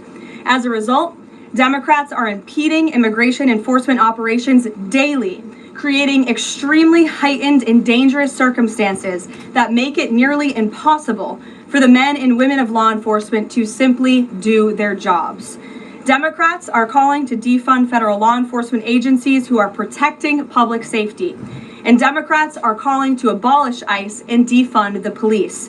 That will never be allowed to happen under this president and vice president. The Trump administration will redouble our efforts to get the worst of the worst, criminal illegal alien killers, rapists, and pedophiles off of American streets. The Department of Homeland Security will continue to operate on the ground in Minnesota, not only to remove criminal illegal aliens, but also to continue conducting door-to-door investigations of the rampant fraud that has taken place in the state under the failed and corrupt leadership of Democrat Governor Tim Walz. Taxpayers have been ripped off to the tune of billions of dollars in this one state alone, and that is going to end, and people are going to be held accountable. The Trump administration has activated thousands of federal agents, doubled the number of U.S. attorneys in the DOJ office in Minneapolis, and surged resources to hold fraudsters accountable and demand justice for law-abiding American taxpayers and citizens across our country. And that's what brings the Vice President out here with me today to discuss all the Trump administration is doing and to make an additional important announcement on this front. So please, Mr. Vice President, we'll be... All right, so we heard what Caroline Leavitt had to say, you know, basically regarding the situation as well with the ICE agents, man. I said that this was going to be a bad situation when they first announced a mass deportation situation, and it most definitely came to be a terrible situation with people being unalive, random people being taken into ICE hold facilities, you know, man, I seen it from the beginning. I called it, and it most definitely is most definitely showing right now. Do not spam the chat, or you will be blocked. So hey man, stop spamming my chat. One more, we love Trump. I'm gonna get you right up out of here. But anyway, yeah, man. We heard what Caroline Leavitt had to say. We most definitely talked about the situation that took place in Portland, where 2 people were injured due to being shot by ICE, a male and a female. We also talked about the Minneapolis situation. I said Portland. Yeah, we talked about the Minneapolis situation with Renee Good being unalived at the hand of ICE. You know, we most definitely heard from Tom Homan, our border czar, who is in charge of ICE, who declined to comment on either situation at this time until the whole investigation is done. And with this last video of Caroline Leavitt, I completed everything that I put in my title. I hope that y'all enjoyed the show. I most definitely hope that y'all would take time to subscribe to the channel if you like the entertainment that you have received over these 3 hours, guys. I most definitely appreciate everybody that has subscribed. I appreciate all my members, and most definitely I appreciate my moderators for keeping this chat running smoothly. I know sometimes it get out of hand, but I most definitely appreciate it. You know, I'm just saying. And what else do I have to tell y'all? Yeah, make sure that you subscribe to the channel. We on the road to 59K. With that being said, shout out to everybody in the building. Sidewalk Gang, checking out. I'll catch y'all on the next one, man. Y'all stay safe out there with all this crazy activity that's going on, man. I'll catch y'all later. Y'all be good.